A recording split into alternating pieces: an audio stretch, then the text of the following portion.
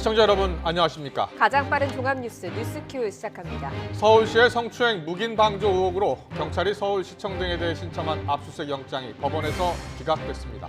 박원순 전 시장의 휴대전화에 대해 신청한 영장도 함께 기각되면서 수사가 초기부터 난항을 겪고 있습니다. 고 박원순 전 시장을 성추행 혐의로 고소한 피해자 측이 오늘 추가 기자회견을 갖고 지난 4년 동안 서울시 관계자 20명에게 피해 호소를 했지만 묵인하고 방조했다고 주장했습니다. 먼저 오늘 주요 뉴스부터 보시겠습니다. 고 박원순 시장 성추행 의혹과 관련해 피해자 측이 지속적인 묵인과 방조 의혹을 거듭 제기한 가운데 서울시가 잠시 뒤인 오후 4시부터 기자회견을 갖고 입장을 발표합니다. 앞서 박원순 전 시장을 고소한 피해자 측은 9일 만에 다시 기자회견을 열고 계속된 피해 호소에도 서울시 관계자들이 외면했다며 적극적인 수사를 촉구했습니다. 또 동료 20여 명이 사건의 축소 은폐에 가담했다고 주장했습니다. 정부가 세제 개편안을 확정해 발표했습니다. 논란이 됐던 주식 양도세는 비과세 한도를 5천만 원으로 상향하고 거래세는 내년부터 인하하기로 했습니다. 또 소득 10억 원이 넘는 초고소득층의 소득세율이 45%로 인상됩니다. 시중에 풍부한 유동자금과 집값 상승에 따른 이른바 공황구매 현상으로 지난달 주택 매매량이 13년 만에 최고치를 기록했습니다. 지난달 전국의 매매 건수는 13만 8,500여 건으로 지난 2006년 11월 이후 가장 많았습니다. 수도권에서 산발적인 집단 감염이 이어지면서 국내 코로나19 신규 확진자가 닷새 만에 다시 60명대로 늘어났습니다.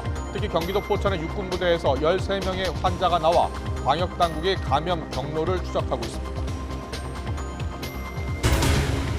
검언 유착 의혹의 핵심 당사자인 한동훈 검사장이 어제 검찰에 소환돼서 9시간 동안 조사를 받았습니다. 한 검사장은 공모 혐의를 전면 부인한 것으로 전해졌습니다. 어제 녹취록 전문을 공개한 이동재 전 채널A 기자 측은 오늘 녹음 파일을 공개할 예정입니다.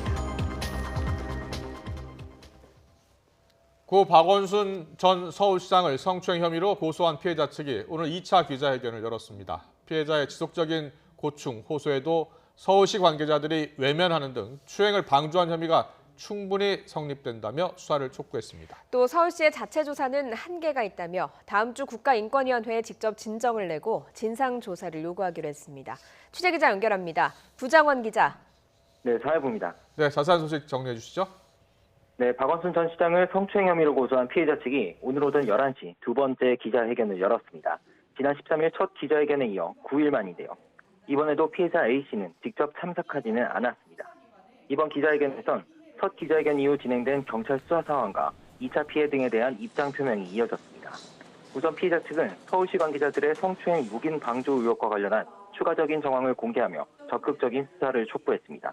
변호인인 김재렴 변호사는 피해자가 동료 공무원이나 인사 담당자들에게 박 전 시장이 보낸 텔레그램 문자와 속옷 사진 등을 보여주면서 지속적으로 고충을 호소했지만 모두 외면했다고 주장했습니다. 직접 들어보시겠습니다.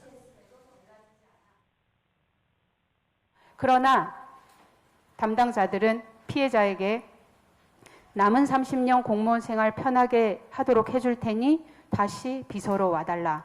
몰라서 그러는 것이다. 예뻐서 그랬겠지.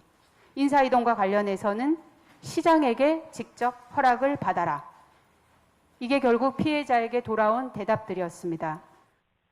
이에 김 변호사는 결과적으로 서울시 관계자들이 박 전 시장의 추행 사실을 알면서도 피해자를 성추행 피해에 계속 노출되도록 해 방조 혐의가 충분히 성립된다고 강조했습니다. 피해자에 대한 2차 가해 행위를 멈춰달라는 당부도 있었는데요. 김 변호사는 피해자가 이미 모든 증거 자료를 수사기관에 제출했다면서 합리적인 근거 없이 피해자를 비난하고 공격하는 것 역시 2차 피해가 될 수 있다고 호소했습니다. 네, 서울시 진상조사단 참여 요청에 대해서도 공식적으로 거부 입장을 밝힌 거죠. 네, 서울시는 성추행 의혹 규명을 위한 진상조사단을 꾸리고 피해자 측의 조사단 참여와 전문가 추천 등을 요청해 왔는데요. 피해자 측은 그동안 3차례에 걸친 서울시의 협조 요청 공문이나 송다영 여성가족 정책시장의 면담 요구에 응하지 않다가 이번 기자회견에서 명백한 거부 의사를 밝혔습니다. 우선 피해자를 돕는 한국여성의 전화 송란희 사무처장은 서울시는 이 사안에서 책임의 주체이지 조사의 주체일 수는 없다고 강조했습니다. 이어 피해자가 4년 넘게 20여 명 가까운 서울시 전현직 비서관들에게 선고층과 전보 요청을 했지만 모두 침묵했다며 이런 구조 속에서 서울시 공무원으로 계속 근무할 직원들이 내부 조사에 진실된 응답을 하기는 어렵다고 밝혔습니다. 그러면서 서울시가 아닌 다른 국가기관이 주체가 된 진상조사 필요성을 언급했는데요. 피해자 측은 이번 사건에 대해 국가인권위원회가 조사를 진행하는 게 최선이라고 생각한다며 다음 주 인권위에 진정을 내겠다고 밝혔습니다. 이런 가운데 피해자 측은 지난 8일 경찰에 박 전 시장에 대한 고소장을 내기 하루 전 서울중앙지검에 먼저 접촉했다고 밝혔는데요. 담당 검사가 면담 일정을 조율하는 과정에서 피고 소임 확인을 요구했고 박원순 전 시장이라는 사실을 알려줬다는 겁니다. 결국 박 전 시장 실종 이틀 전 피해자 측의 고소 움직임을 검찰이 알고 있었고 검찰에서 피소 사실이 유출됐을 가능성도 배제할 수 없는 겁니다. 이에 대해 검찰은 피해자 측이 사전 명담을 요청한 것 사실은 있지만 관련 내용을 대검찰청 등 상부에 보고하거나 외부로 유출하진 않았다고 밝혔습니다. 또 고소장이 접수된 다음 날인 지난 9일 오후 4시 반쯤 수사지휘검사가 담당 경찰관에게서 전화를 통해 고소 접수 사실을 처음 보고받았다고 덧붙였습니다. 지금까지 사회부에서 YTN 부정원입니다. 이동재 전 채널A 기자와 함께 검언 유착 의혹의 핵심 당사자로 지목된 한동훈 검사장이 어제 첫 검찰 조사를 받았습니다. 한 검사장은 이전 기자와 협박을 공모했다는 의혹에 대해서 전면 부인한 것으로 전해졌습니다. 박석영 기자가 보도합니다. 검언 유착 의혹으로 이동재 전 채널A 기자가 구속된 데 이어 한동훈 검사장이 피의자 신분으로 첫 검찰 조사를 받았습니다. 조사는 오전 11시 반쯤 시작해 조서 열람 없이 저녁 8시까지 이어졌습니다. 한 검사장은 비공개로 출석한 데다가 조사받을 사실도 비밀에 붙여져 만 하루가 지나서야 관련 사실이 알려졌습니다. 검찰은 한 검사장을 상대로 이전 기자가 유시민 노무현 재단 이사장의 신라젠 의혹 연루 정황을 취재하는 과정에 관여한 사실이 있는지 추궁한 것으로 알려졌습니다. 지금까지 자신은 취재 과정에 전혀 관여하지 않았다고 주장해온 한 검사장은 검찰 조사에서도 공모 관계를 전면 부인한 것으로 전해졌습니다. 검찰은 지난주 구속된 이전 기자도 월요일부터 사흘 연속으로 소환해 한 검사장과의 구체적인 범죄 공모 정황을 확인하는 데 주력했습니다.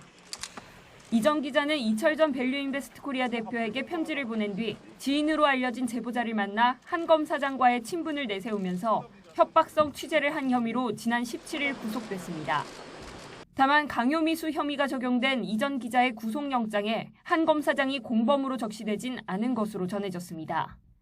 이전 기자 측은 검언 유착 의혹이 조작된 것이고 제보자와 MBC 등이 함정을 파 자신의 발언 취지를 왜곡했다는 입장을 굽히지 않고 있습니다. 이전 기자와 한 검사장의 범죄 공모 의혹을 둘러싼 진실 공방은 모레 열릴 예정인 검찰 수사심의위원회에서 정점을 찍을 것으로 보입니다. 수사 타당성과 수사 계속 여부 등을 논의하는 심의위에는 이전 기자와 한 검사장을 비롯해 관련 의혹을 폭로한 이철 전 대표 등 당사자들이 직접 출석할 예정입니다. 검찰은 수사심의위원회가 열린 이후 한동훈 검사장의 신병 처리 방향 등을 결정할 것으로 보여 심의위에서는 재판만큼이나 뜨거운 논쟁이 오갈 것으로 예상됩니다. YTN 박석영입니다. 이동재 전 채널A 기자 측이 한동훈 검사장과의 부산 녹취록 전문에 이어서 이번엔 녹음 파일을 공개합니다. 이 전 기자 측 변호인은 오늘 오후 지난 2월 13일 부산고검 차장검사실에서 이 전 기자와 또 다른 채널A 기자 그리고 한 검사장이 만나서 나눈 대화 녹음 파일을 공개하겠다고 밝혔습니다. 이 전 기자 측은 서울중앙지검이 녹취록에 축약되거나 누락된 부분이 있다고 공지했고 일부 정치인과 언론은 불리한 부분을 일부러 편집했다는 의혹을 제기하고 있어서 이같이 결정했다고 설명했습니다. 시중에 풍부한 유동자금과 잇따른 규제가 부른 공황 구매 현상 탓에 지난달 주택 매매 거래량이 13년여 만에 최고치를 기록했습니다. 국토교통부는 올해 6월 신고일 기준 전국 주택 매매 거래량은 13만 8,578건으로 나타나서 지난 2006년 11월 이후 가장 많았다고 밝혔습니다. 지역별로 보면 서울의 경우에는 주택 19,400여 건이 거래됐는데 한 달 전보다 89.8% 증가했고 1년 전보다는 116.5%나 거래가 늘었습니다. 네, 그럼 여기서 서울시를 연결하겠습니다. 서울시가 기자회견을 지금 막 시작한 것 같은데요. 네, 관련 내용 들어보도록 하겠습니다. 네, 서울시 황희식 대변인입니다. 지금부터 피해자 보호 단체의 2차 기자회견에 대해서 서울시 입장을 말씀드리겠습니다. 서울시는 성희롱, 성추행 사건에 대한 진상 규명을 위해 국가인권위원회가 조사할 경우 조사에 적극적으로 협조하겠습니다. 서울시는 이번 사태에 책임을 다하기 위해 최선의 노력을 기울여 왔습니다. 지난 7월 13일 피해자 지원단체는 1차 기자회견에서 서울시는 본 사건의 피해자가 성추행 피해를 입었던 직장으로 규정에 의한 사건의 진실이 밝혀질 수 있도록 제대로 된 조사단을 구성해서 진상을 밝혀야 한다고 요구한 바 있습니다. 이에 서울시는 피해자 측의 의견을 수용해 외부 전문가가 참여하는 합동조사단을 구성하기로 결정하고 7월 15일 공식 발표했습니다. 이후 직접 방문, 4차례에 걸친 공문 발송 등을 통해 피해자 보호단체에 지속적으로 합동조사단 참여를 요청했지만 만남이 성사되지도 답변도 받지 못했습니다. 그리고 오늘 피해자 지원단체가 서울시 진상규명조사단 불참 의사를 밝힘에 따라 합동조사단 구성은 현실적으로 어려운 상황이 되었습니다. 서울시는 피해자 지원단체의 진상규명조사단 참여 거부에 유감을 표하며 피해자가 국가인권위원회 진정을 통해 조사를 의뢰할 경우 적극 협조하겠습니다. 현재 진행 중인 방조 묵인, 피소사실 유출 등과 관련한 경찰, 검찰 수사에도 적극 임하겠습니다. 성실하게 임하겠습니다. 서울시는 하루빨리 적극적 조사와 진실 규명이 이루어지길 희망합니다. 그것은 지금의 사회적 논란을 종식시키고 서울시 직원이기도 한 피해자의 인권을 보호하고 일상 복귀를 지원하는 길이기도 합니다. 특히 서울시는 피해자가 일상으로 복귀하고 공직 생활을 지속하기 위해 필요한 사항은 언제라도 요청할 경우 적극 지원해 나갈 계획입니다. 서울시는 지금 사태에 책임 있는 주체로서 조사, 수사 모든 과정에 적극 협조하겠습니다. 성차별, 성희롱적 조직 문화를 개선하는 자체적인 노력도 병행하겠습니다. 감사합니다. 네, 지금부터 질의응답 시간을 갖도록 하겠습니다. 머니투데이 오세종 기자님, 마이크 전달 좀 해주세요.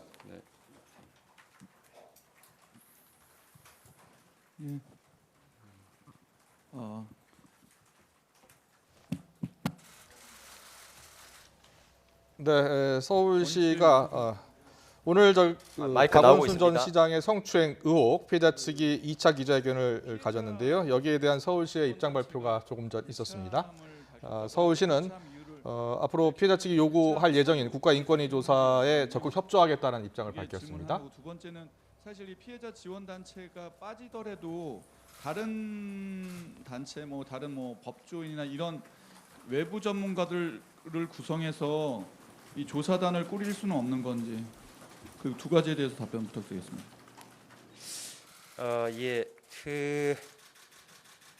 불참 사유에 대해서는 특히 피해자 보호단체는 기자회견을 통해서 말씀만 했습니다. 그러니까 서울시는 책임의 주체가 돼야지 조사의 주도적인 역할을 해서는 곤란하다라는 입장을 오늘 또 밝혔습니다. 그것은 지난 1차 그 회견대하고는 좀 결이 다른 말씀을 했습니다. 그것은 아마 언론에서도 잘 아실 것 같고, 그 다음에 그 우리가 외부 전문가 등을 통해서 다시 해야 되느냐 하는 부분에 대해서는 우선은 그 오늘 그 피해자 단체에서 지원 단체에서 분명히 그 워딩을 이렇게 썼습니다. 다음 주에 국가인권위원회에 진정을 하겠다, 이런 표현을 워딩을 통해서 분명히 했습니다. 그래서 우리는 아마 그 피해자 지원 단체에서 원하는 방향이 우리 서울시가 아닌 제3의 국가기관에서 원하는 그런 뜻이기 때문에 우리 시에서도 이런 그 적극적인 진상 규명을 우리는 가장 또 바라는 단체이기도 하기 때문에 그 피해자들의 입장을 최대한 존중해서 만약에 국가인권위원회의 그 피해자 보호단체에서 주장하시는 대로 다음 주에 진정이 된다면, 물론 그렇게 될 경우에 국가인권위원회 조사가 이루어질 경우 우리 서울시는 거기에 적극적으로 협조하도록 이렇게 해놨습니다. 여성가족 정책실장님도 옆에 실장님 서 일로 계십시오. 오십시오. 예. 자, 실장님 다음 추가 질문 받도록 하겠습니다. 네. 우리 KBS의 잠깐 제가 이 상황을 먼저 좀 말씀드리겠습니다. 사실 이제 그 사이에 조사단 구성 관련해서 많은 연락들이 있었는데 전화를 제대로 받아들이지 못한 점 먼저 심심하게 사과를 드립니다. 이 업무가 좀 돌아가질 않아서 제대로 받지를 못했습니다. 아까 그 답변하는 거를 얘기하면 저희가 그 공문에서도 그 밝혔었던 것처럼 피해자 그 지원 단체를 포함한 여성 단체에서 3인을 추천을 받고요. 그 다음에 인권 전문가 3인, 그 다음에 법률 전문가 3인 구성을 하는 방식을 조사단을 그렇게 꾸리겠다고 얘기를 했습니다. 그런데 이제 저희가 그 각 조사 단위에서 무슨 말씀을 했냐면 피해자의 의사가 가장 중요하다. 그런데 현재 피해자가 그 서울시를 통해서 보다는 국가위원회의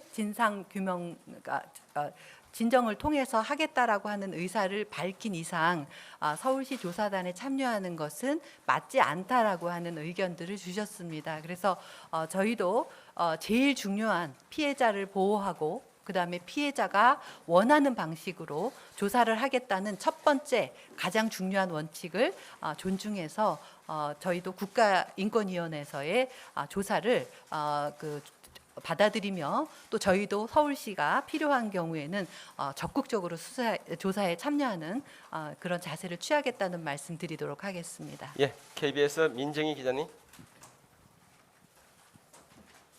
안녕하세요. KBS의 민정입니다. 오늘 피해자 측이 비서실을 나가려면 시장에게 직접 허가를 받아야 했다라고 주장을 했는데 비서실 인사 원칙이 있는지와 피해자의 인사 희망원 기록이 기록된 게 있는지 궁금합니다.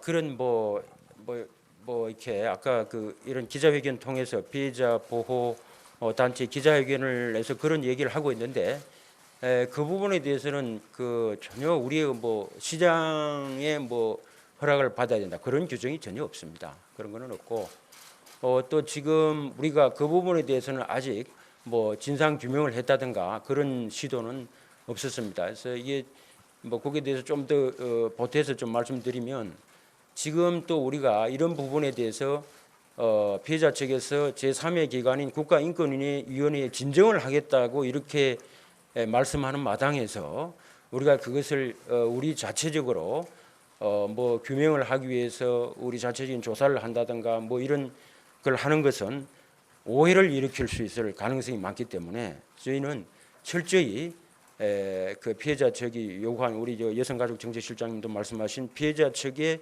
요구를 수용해서 인권위원회에서 모든 것이 명명백백하게 진상 규명이 되기를 지금 그런 진행을 하겠습니다. 예, 다음 질문 받도록 하겠습니다. 채널 A의 이지훈 기자님. 네, 채널 A 이지훈입니다.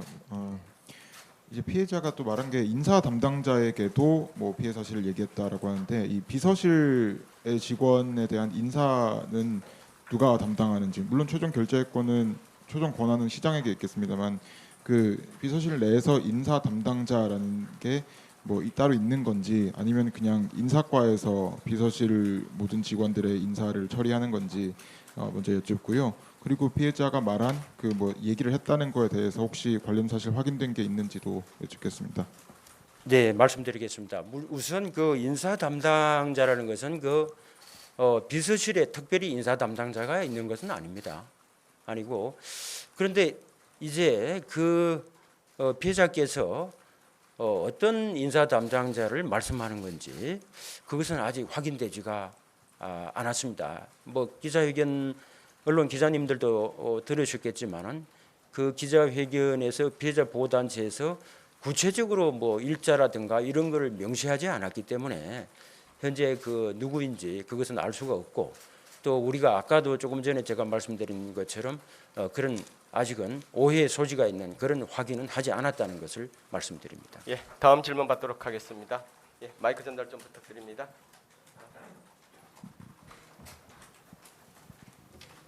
네, TV조선 배상균 기자입니다. 어쨌든 간에 피해자를 신고할 수 있는 시스템은 외형적으로 갖춰졌지만 실질적으로 작동이 안 됐다고 하는 그런 비판과 그런 지적들이 있는데 향후 서울시에서 인권위 조사와 별개로 이런 신고 시스템이랑 조직 문화 개편에 대한 따로 의지가 있는지 그것도 여쭤보고 싶습니다. 네, 그 시스템은 우리 실장님 답변하시죠. 네, 서울시에는 이제 성희롱 그 피해를 받았을 경우에 그 신고할 수 있는 단위가 두 단위가 있습니다. 이제 한 단위가 지금 사건처럼 이제 경찰을 통해서 신고를 하게 되는데요. 이제 이 경우에는 경찰에서 사건이 게시가 됐다라고 하는 통보가 조사과로 들어오게 됩니다. 그러면 저희는 경찰로부터 사건 게시 통보를 받으면 바로 사안에 따라서 직무 배제를 하고요. 아주 심각하다고 판단할 경우에는 직위 회제하는 그런 방식을 취하고 있습니다. 그리고 저희 이제 내부에는 두 가지 방편으로 이제 신고를 하게 되는데요. 하나는 그 시민인권 보호 담당관을 통해서 하게 되고 하나는 저희 여성 권익 담당관을 통해서 신고가 접수가 되게 됩니다. 그러면 저희는 이것을 인권보호 담당관에서 조사를 해서 조사한 결과를 시민인권침해구제위원회라고 하는 여기는 이제 외부 전문가들이 들어와서 구성되어 있고요. 그런 조사 결과로 판정을 하게 됩니다. 그래서 이제 그 판정을 받게 되면 마지막으로 성희롱, 성폭력, 고충 심의위원회의 위원분들 이분들도 역시 그 학계와 그 법률 쪽에 있는 그 식견이 높으신 분들이 조사 결과가 맞다. 이 정도면 됐다라고 하는 것들을 이제 판정을 이제 완전히 내리시고 나면 이제 그것이 인사 조치라든지 그에 수반된 징계 이런 절차들을 시작합니다.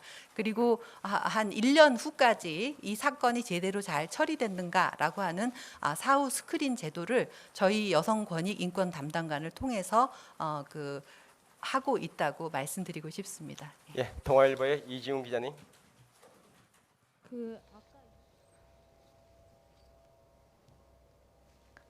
네, 서울시 기자회견 내용 지금 들으셨는데요. 크게 세 가지로 요약할 수 있겠습니다. 서울시는 피해자 측이 오늘 2차 기자회견을 열었는데 서울시가 추진하고 있는, 서울시가 주체적으로 하고 있는 할 예정이었던 민간 진실 합동조사단에 참여하지 않겠다라고 밝힘에 따라서 더 이상 구성할 수 없게 됐고 그래서 피해자 측이 원하는 대로 만약 국가인권위에서 조사를 한다면 적극적으로 협조하겠다라는 입장을 밝혔습니다. 네, 또 서울시 성추행 방조 의혹과 관련해서 이 피해자 측이 오늘 밝힌 20여 명의 동료들에게 피해로 인한 고충을 호소했지만 이가 받아들여지지 않았다 이런 의혹에 대해서 경찰, 검찰 조사에도 서울시가 적극적으로 참여하겠다라는 내용을 밝혔습니다. 네, 그리고 마지막으로 피해자의 일상 회복을 위해서 아낌없는 적극적인 지원을 할 것이다라는 이런 세 가지 입장을 밝혔습니다. 관련 내용은 잠시 뒤에 변호사 한 분을 불러서 자세히 분석해 보도록 하겠습니다. 다음 소식입니다. 2023년부터 주식 투자에 양도세가 부과되는 것을 놓고서 논란이 있었죠. 정부의 금융세제 개편안이 오늘 발표됐습니다. 양도세는 유지하되 주식 양도차익의 비과세 한도를 5천만 원으로 대폭 높이고 바로 내년부터 증권거래세를 내린다는 게 주요 내용입니다. 오인석 기자가 보도합니다. 문재인 대통령이 주식 양도세 도입에 재검토 지시를 내리면서 정부의 금융세제 개편안은 대폭 수정됐습니다.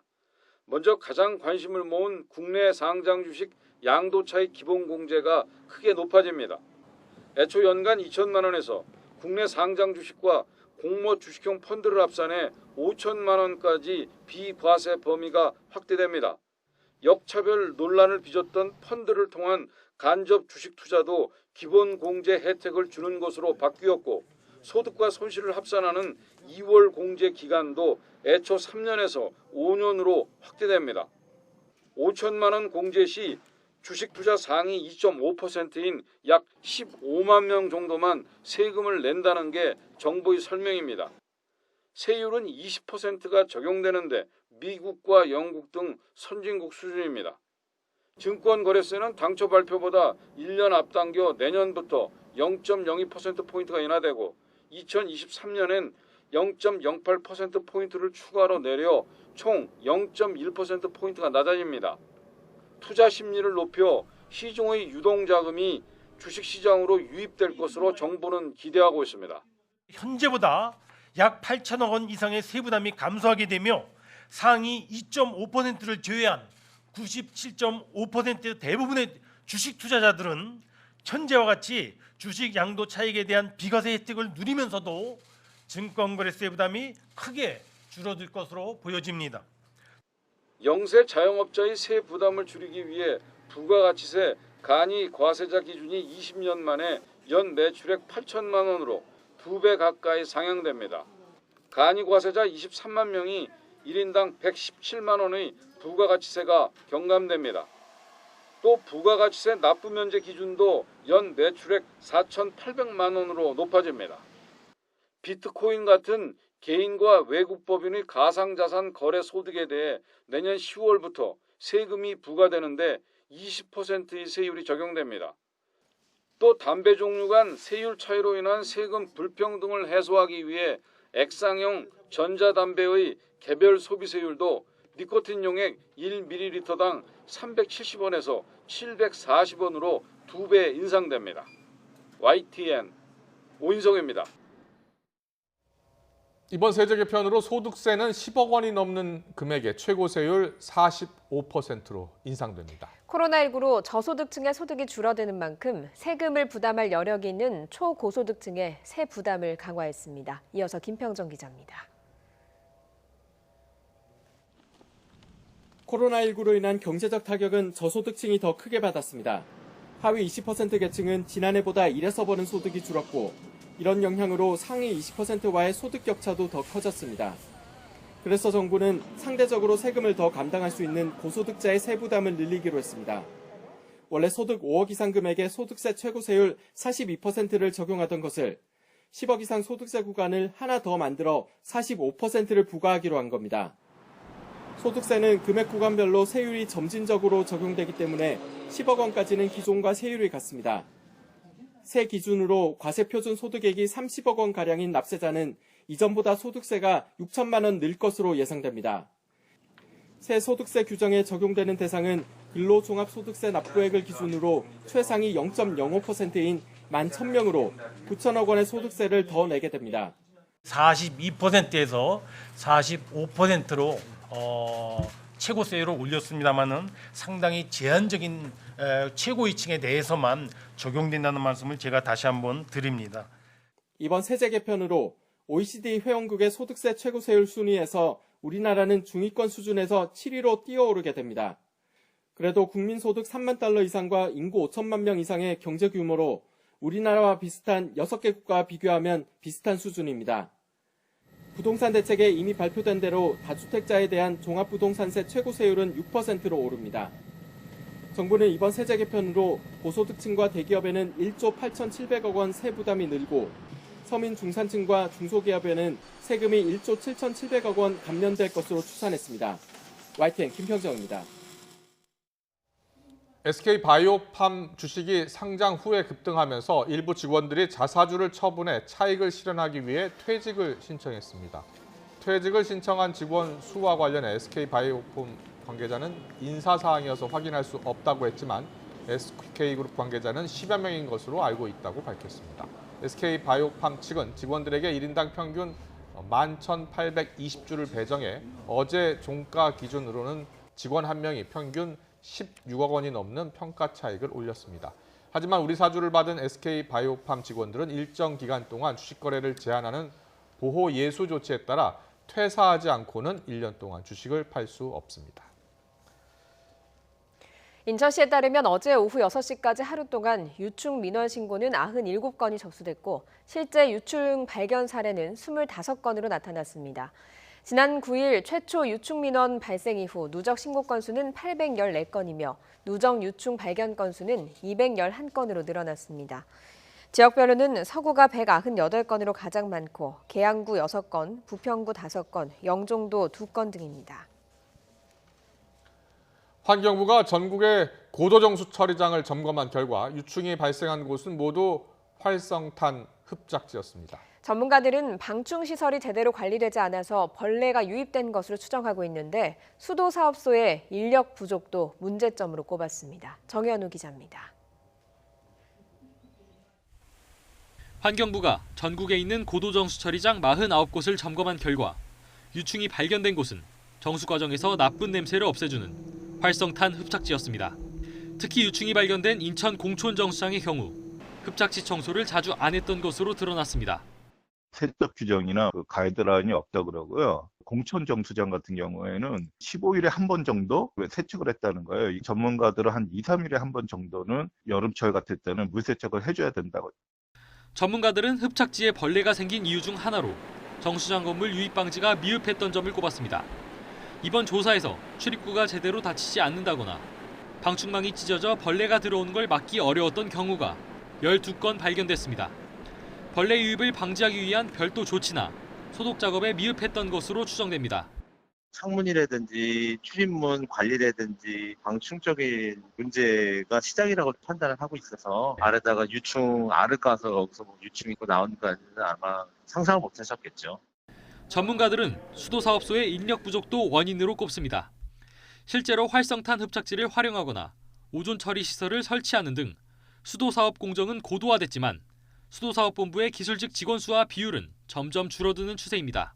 한 10년 전 기술직 직원이 100명이었다 그러면 지금은 한 60명밖에 없어요. 결국에는 실효 누적이라든지 회피 부서가 되는 거예요. 최근 유충 관련 문제로 곤욕을 치르는 인천시 수도사업본부 측은 현장 인력 충원이 필요한지 파악한 뒤 시에 건의하겠다고 밝혔습니다. YTN 정현우입니다.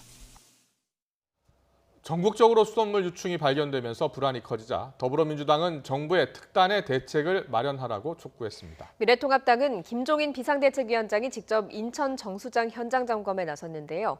유충 사태 자체가 창피한 일이라고 비판했습니다. 국회로 가보겠습니다. 한현희 기자. 네, 국회입니다. 정치권도 수돗물 유충 문제에 관심을 집중하기 시작했죠? 네, 그렇습니다. 미래통합당 김종인 비상대책위원장과 지도부는 오늘 오전 직접 인천에 있는 정수장을 찾았는데요. 이 자리에서 김 위원장은 선진국 수준에 도달한 나라의 수돗물에서 유충이 나왔다는 사실은 창피스러운 일이라고 지적했습니다. 또 지금까지 대처도 너무 안이했던 것 같다고 비판하면서 발생 경위와 향후 조치에 대해 확인하고 당에서도 적절한 방안을 논의하겠다고 강조했습니다. 직접 들어보시겠습니다. 이제 선진국 수준에 도달한 나라에 최근에 벌어지고 있는 이 수돗물에서 유충이 나왔다는 사실은 솔직히 말씀드려서 굉장히 창피스러운 일이 아닌가 이렇게 생각합니다. 더불어민주당 이해찬 대표도 오늘 아침 회의에서 이 문제에 대해 언급했습니다. 이 대표는 가장 필수적인 공공재인 수돗물 공급과 관리는 정부의 기본 책무라며 국민이 불편과 불안을 겪지 않도록 정부의 특단의 대책을 촉구했습니다. 이어 유충이 발견된 지역의 수돗물 정상화와 사태 확산 방지가 가장 시급하다고 강조했습니다. 당정은 정수장에서 각 가정의 수도꼭지에 이르기까지 근본적인 수돗물 안전 대책에 만전을 기해 주시기를 당부합니다. 네, 지금은 21대 국회 첫 번째 대정부 질문이 진행되고 있다고요. 네, 그렇습니다. 시작부터 불꽃 튀는 공방이 이어지고 있습니다. 오늘은 국무총리와 외교부 장관, 법무부 장관, 국방부 장관 등이 참석한 가운데 정치, 외교, 통일, 안보 분야에 대한 질문이 이어지고 있는데요. 추미애 법무부 장관에 대한 탄핵 소추안을 제출한 통합당 추 장관을 겨냥해서 화력을 쏟아붓고 있습니다.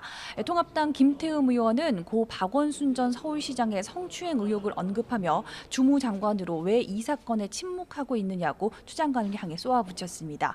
또 과거 추 장관이 법무부 장관의 수사 지휘권 폐지에 동의했던 사례를 언급하면서 최근 추 장관이 검찰의 수사 지휘권을 발동한 것을 지적했습니다. 계속되는 공격에 추 장관은 모욕적인 단어나 망신 주기 질문을 삼가달라고 맞받으면서 통합당의 탄핵 소추안은 야당 권력의 남용이라고 지적했습니다. 또 질의고 도중 고성과 야유가 오갔고 통합당에서는 추 장관이 질문을 끊는다며 국회의장에 항의하기도 했습니다. 또 같은 당 박성중 의원은 정세균 총리를 상대로 박 전 시장 관련 의혹 대응이 부실했다고 강하게 비판했습니다. 여당은 남북관계 개선 방안 등 대북 관련 제안과 질문에 집중하고 또 최근 현안으로 떠오른 행정수도 완성에 대한 정부 입장도 물었습니다. 정세균 국무총리는 행정수도는 과거 헌법재판소의 위헌 결정에 대한 부분이 치유돼야 검토가 가능하다면서도 국회 분원이 하루빨리 세종시에 열리는 것이 여러 능률면이나 국민 세금 절약하는 측면에서 바람직하다는 입장을 밝혔습니다. 대정부 질문에 앞서서는 정의당 배진교 원내대표가 비교섭단체 대표 발언을 진행하고 정의당이 추진하는 법안에 함께 해달라고 호소했습니다. 대정부 질문은 오는 금요일까지 사흘 동안 계획돼 있는데요. 내일은 경제 분야, 모레는 교육, 사회, 문화 분야 관련 대정부 질문이 이어질 예정입니다.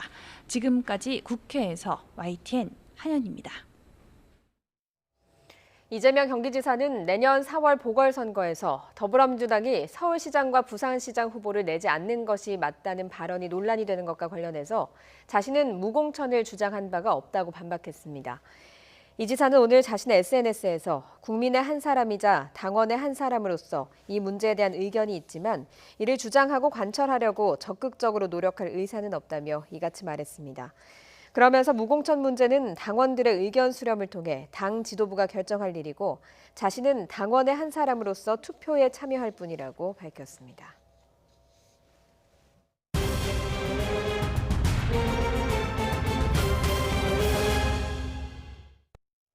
코로나19 신규 확진자가 닷새 만에 다시 60명대로 늘었습니다.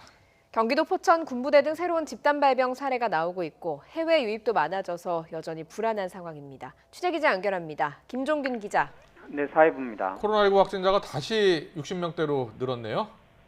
네, 그렇습니다. 먼저 어제 국내 발생 신규 확진자는 29명으로 집계됐습니다. 지역별로 보면 거의 수도권에서 나왔습니다.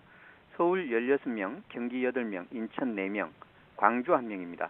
서울 요양시설과 사무실 등에서 확진자가 이어지고 있고 포천 군부대 같은 집단 발병이 새로 나오고 있기 때문입니다. 해외 유입 환자는 34명입니다. 검역 단계에서 19명이 확인됐고 나머지 15명은 지역사회에서 격리 중에 확진 판정을 받았습니다. 해외 유입 국가별로 보면 중국을 제외한 아시아에서 28명, 아메리카에서 5명, 유럽에서 1명이 나왔습니다. 국내 발생과 해외 유입을 합치면 어제 하루 63명의 환자가 새로 확인됐습니다. 지난 17일 이후 닷새 만에 다시 60명대로 늘어났습니다. 누적 확진자 수는 13,879명입니다. 어제 사망자는 1명으로 누적 사망자는 297명입니다. 네, 오늘 낮 12시 기준 확진자 집계도 나왔죠? 네, 우선 어제 확진자가 나온 서울 강남구 K빌딩 부동산 회사에서 빠르게 확진자가 늘고 있습니다. 현재 직원 9명과 가족 4명 등 13명이 양성 판정을 받은 상태입니다. 또 경기도 포천 군부대에서는 모두 13명이 확진돼 역학조사가 진행 중입니다. 기존 사례에서도 확진자가 계속 나오고 있습니다. 서울 강서구 요양시설 이용자 3명이 추가 확진됐습니다. 또 서울 송파구 사랑교회 관련 확진자도 3명이 더 나왔습니다. 강남 V빌딩과 하나생명 사례를 포함한 강남구 사무실 관련 확진자의 지인 1명이 추가로 양성 판정을 받았습니다. 또 광주 방문 판매 모임과 연관된 배드민턴 클럽 관련 확진자도 1명이 더 늘었습니다. 내일 이라크 건설 근로자들을 데려올 군용기가 현지로 파견되죠? 네, 그렇습니다. 정부 합동 신속 대응팀은 내일 공중급유기 2대를 타고 이라크로 날아갑니다. 이라크는 현재 코로나19 확산이 심각한데 귀국을 희망하는 건설 근로자 290여 명을 데려오기 위해서입니다. 이들은 탑승 전 건강 상태를 확인해 유증상자와 무증상자로 먼저 분리합니다. 유증상자는 별도의 좌석에 앉게 됩니다. 이어 모레 24일 오전 인천공항에 도착할 예정입니다. 입국 후엔 공항 내 별도 게이트를 통해 검역을 받게 됩니다. 이 단계에서 유증상자는 공항에서, 무증상자는 임시생활시설로 이동해 진단검사를 합니다.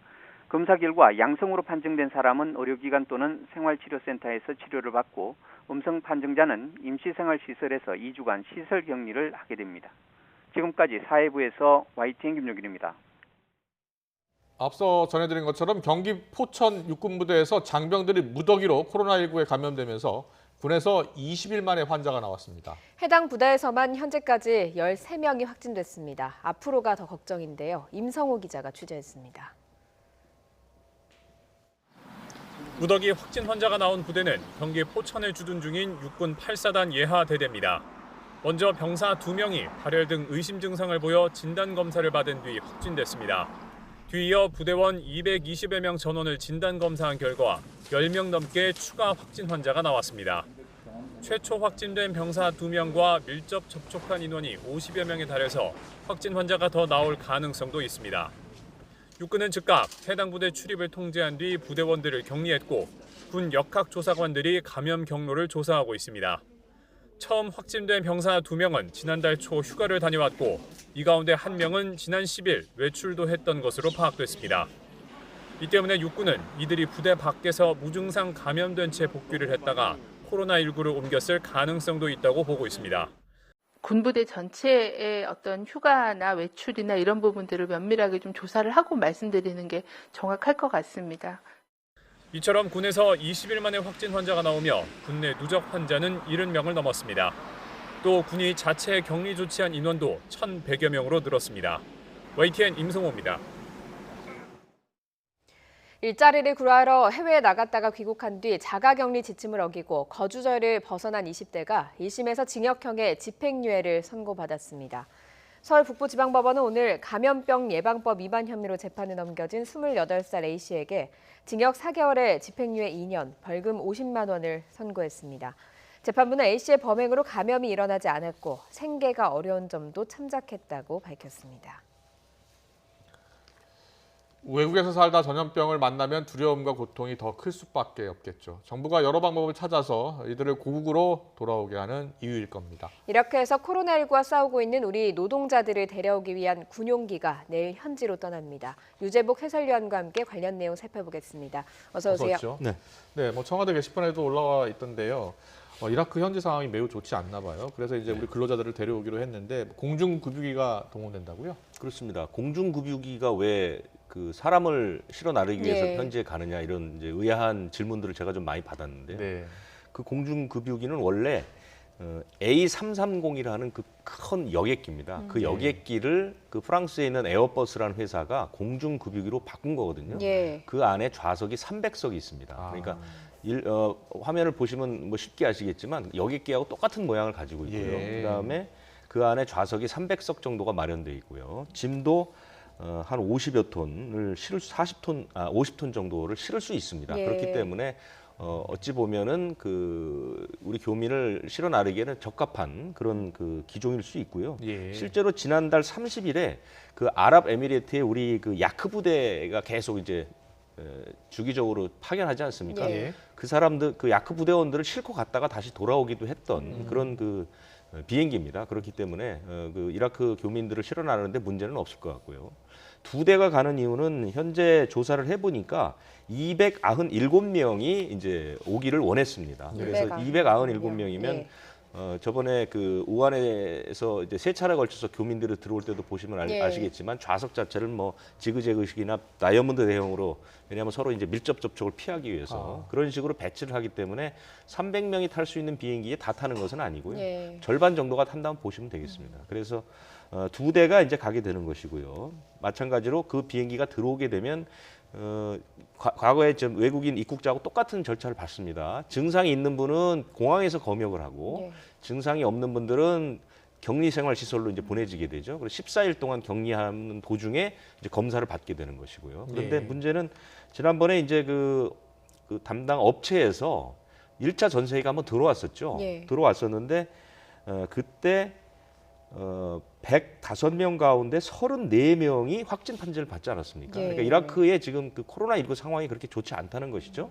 검사 자체도 쉽지 않고 증상이 나더라도 특별히 이제 갈 병원도 마땅치 않고 예. 그렇기 때문에 이번에 들어오는 우리 그 노동자들도 사실은 감염이 많이 됐을 가능성이 있습니다. 예. 그렇기 때문에 이제 바짝 긴장하고 있는 것이고요.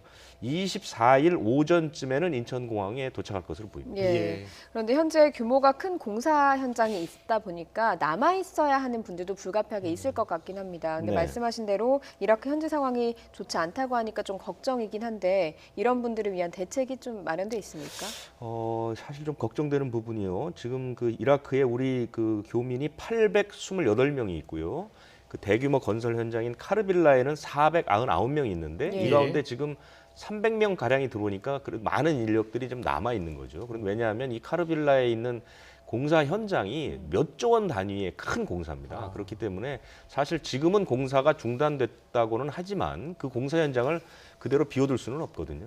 규모가 워낙 새로운 도시 하나를 만드는 그런 규모다 보니까 아무래도 그 현지에서 관리할 인력들이 필요합니다. 네. 그 사람들은 들어올 수가 없는 것이죠. 그래서 그런데 현지 이 청와대 게시판이라는 걸 보면 본인은 들어오고 싶어 하는데 필수 인력이기 때문에 들어오지 못하는 그런 상황들이 벌어지고 있다고 하는 것이거든요. 그래서 일단 그 회사나 그 방역 당국에서는 원하는 사람들은 가능하면 데리고 오겠다라는 예. 생각입니다. 그래서 2차, 3차 수송 계획을 마련한다고는 하는데 아직 날짜가 정해지지 않으니까요. 예. 서울에 있는 남아있는 가족들은 사실 애가 탈 수밖에 없는 예. 것이고 또 하나는 현장에 지금 환자들이 굉장히 많다고 합니다. 그러니까 우리 환자뿐 아니라 그 공사 현장에 있는 이라크 노동자들 또 외국인 노동자들이 이제 감염이 많이 돼 있는데 이 사람들을 적절하게 치료할 수 있는 시설이나 이런 것들이 없기 때문에 현장이 고통스럽고 불안한 시간들이 좀 계속되고 있거든요. 근데 우리 업체에서는 현재 그 의사 3명하고 간호사 9명의 의료 인력들이 상주를 하고 있다고 얘기를 하고 예.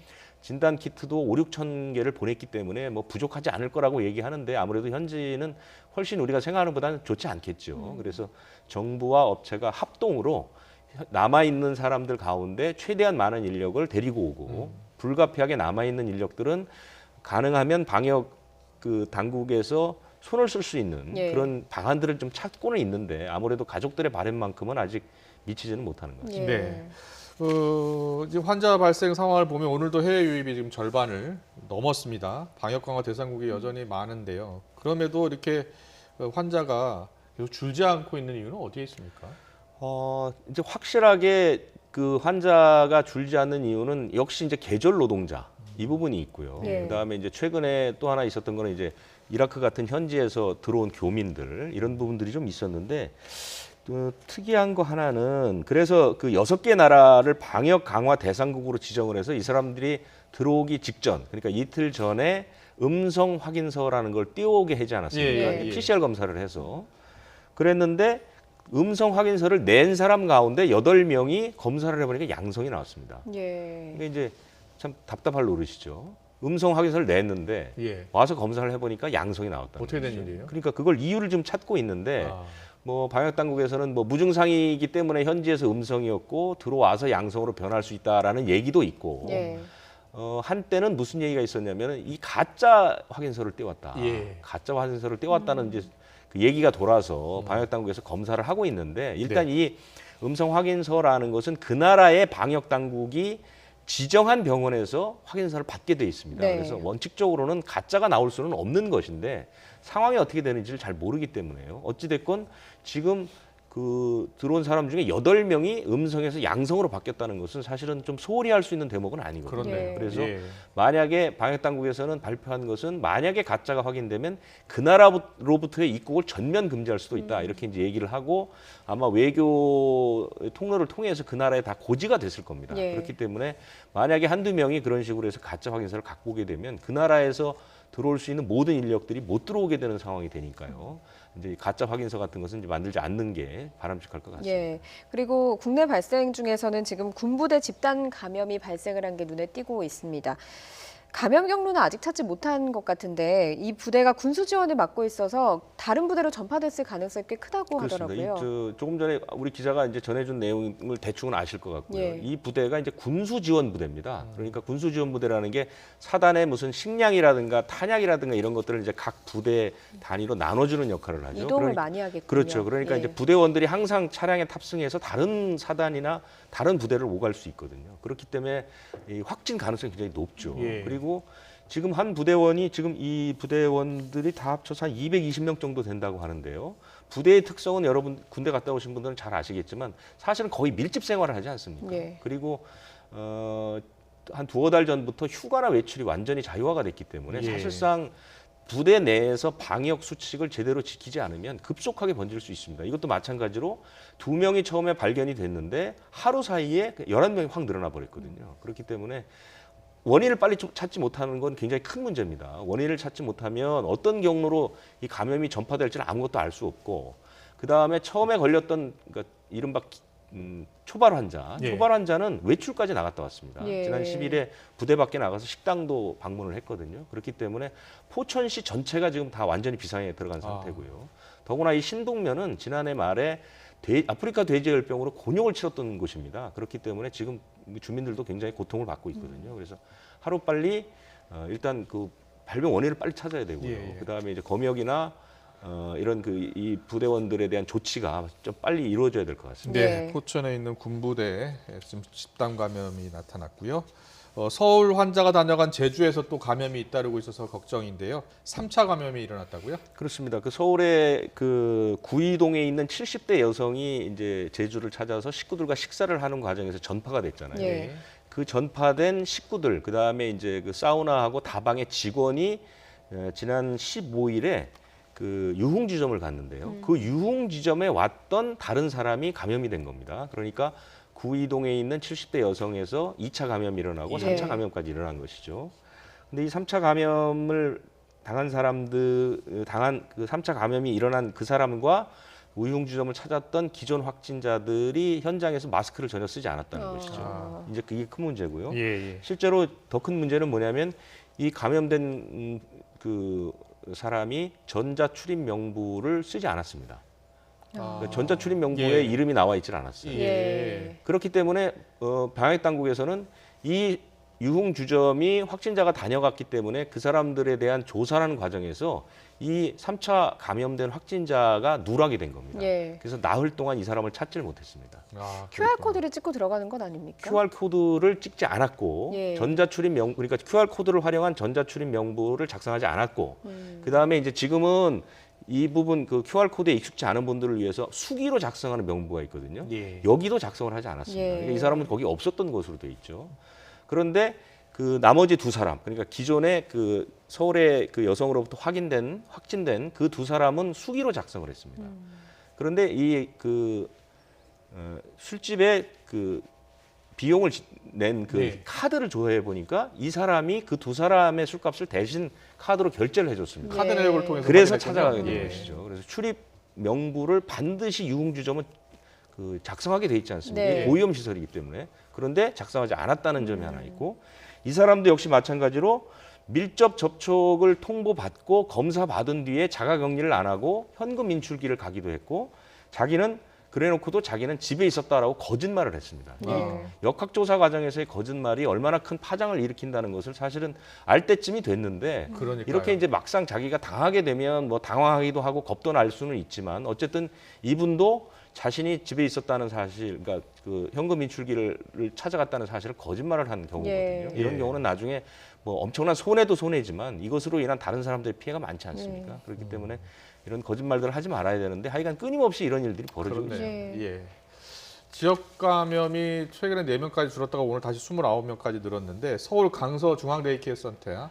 거기 감염 환자가 벌써 15명까지 늘었어요. 그렇습니다. 여기가 이제 이용자가 12명이고 예. 그 이용자의 가족들이 이제 3명입니다. 그러니까 이것도 N차 감염이 일어나고 있는데 뭐 상당히 많은 많이 말씀을 드렸던 것 같은데 이런 노인 요양 시설, 이것은 그분들이 기저질환이 있기 때문에 전파가 쉽고 예. 치명률도 높고 해서 굉장히 위험하고, 사실 우리나라에서는 뭐 전수 검사를 여러 차례 하지 않았습니까? 그러면서도 그 방역을 하느라고 애를 쓰는데 감염이 줄지 않거든요. 그래서 그 5월 말부터 한 2달 가량의 그 노인복지시설이나 요양병원에서 113명이 확진을 받았습니다. 그리고 그 가운데 8명이 사망을 했는데 기억하시는 것처럼 도봉구에 있는 성심데이케어 센터, 그다음에 광주에 있는 뭐 한울요양원, 그다음에 이번에 있는 강서중앙데이케어 이런 곳에서 이제 무더기로 환자들이 나오거든요. 근데 사실은 이 좀 자세히 들여다보면 어떤 문제가 있냐면 이곳 종사하는 분들, 그러니까 종사하는 분들이 몸이 아파도 출근을 안 할 수가 없는 그런 구조입니다. 왜냐하면 이용하시는 분들이 그 노인분들이 많기 때문에 대부분 한 분이 한두 분을 맡아야 됩니다. 그러니까 한 분이 이용하시는 노인을 한두 분을 맡아야 되거든요. 근데 요양보호사가 아파서 한 명이 못 나오게 되면 나머지 한 사람이 너댓 명을 맡아야 되는 겁니다. 그렇게 되면 노인들은 사실은 수발을 들 게 굉장히 많거든요. 이렇다 보니까 이분들이 몸이 아프더라도 억지로 출근을 하게 되고 이런 과정에서 이제 전파가 되는 경우들이 많고요. 다음에 대부분 다 기저질환을 갖고 계시기 때문에 웬만큼 아픈 거를 아프다고 인식을 잘 못해요. 그렇기 때문에 이제 감염이 한 번에 크게 일어나는 이런 경우들이 있는데요. 어쨌든 방역 수칙을 철저하게 지키는 것 외에는 특별한 방법은 아직 없습니다. 네, 알겠습니다. 오늘 코로나19 상황은 여기까지 듣도록 하겠습니다. 지금까지 유재복 해설위원이었습니다. 잘 들었습니다.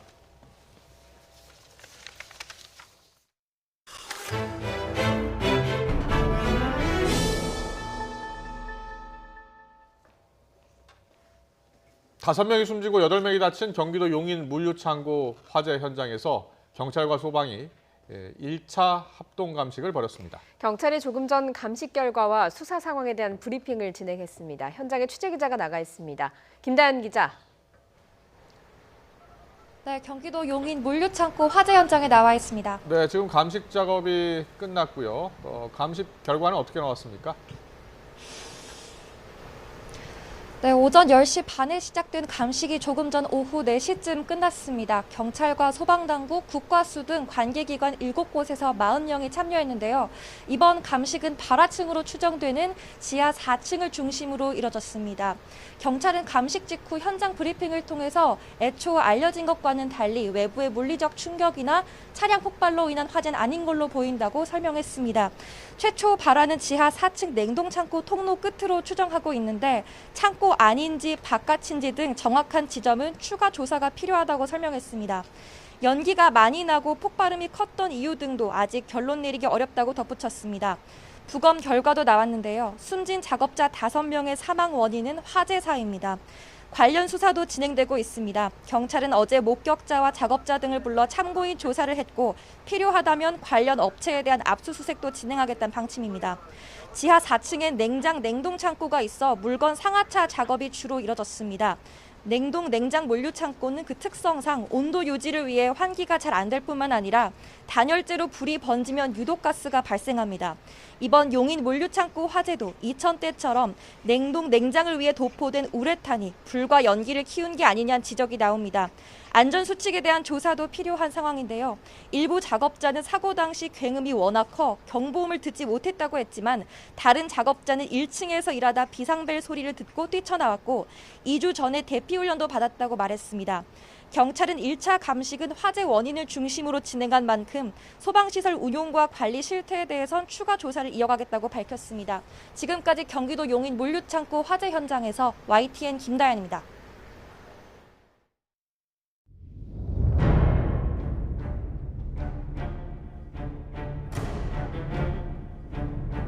그리고 언어적, 성적 괴롭힘이 지속되었습니다. 남은 30년 공무원 생활 편하게 하도록 해줄 테니 몰라서 그러는 것이다. 예뻐서 그랬겠지.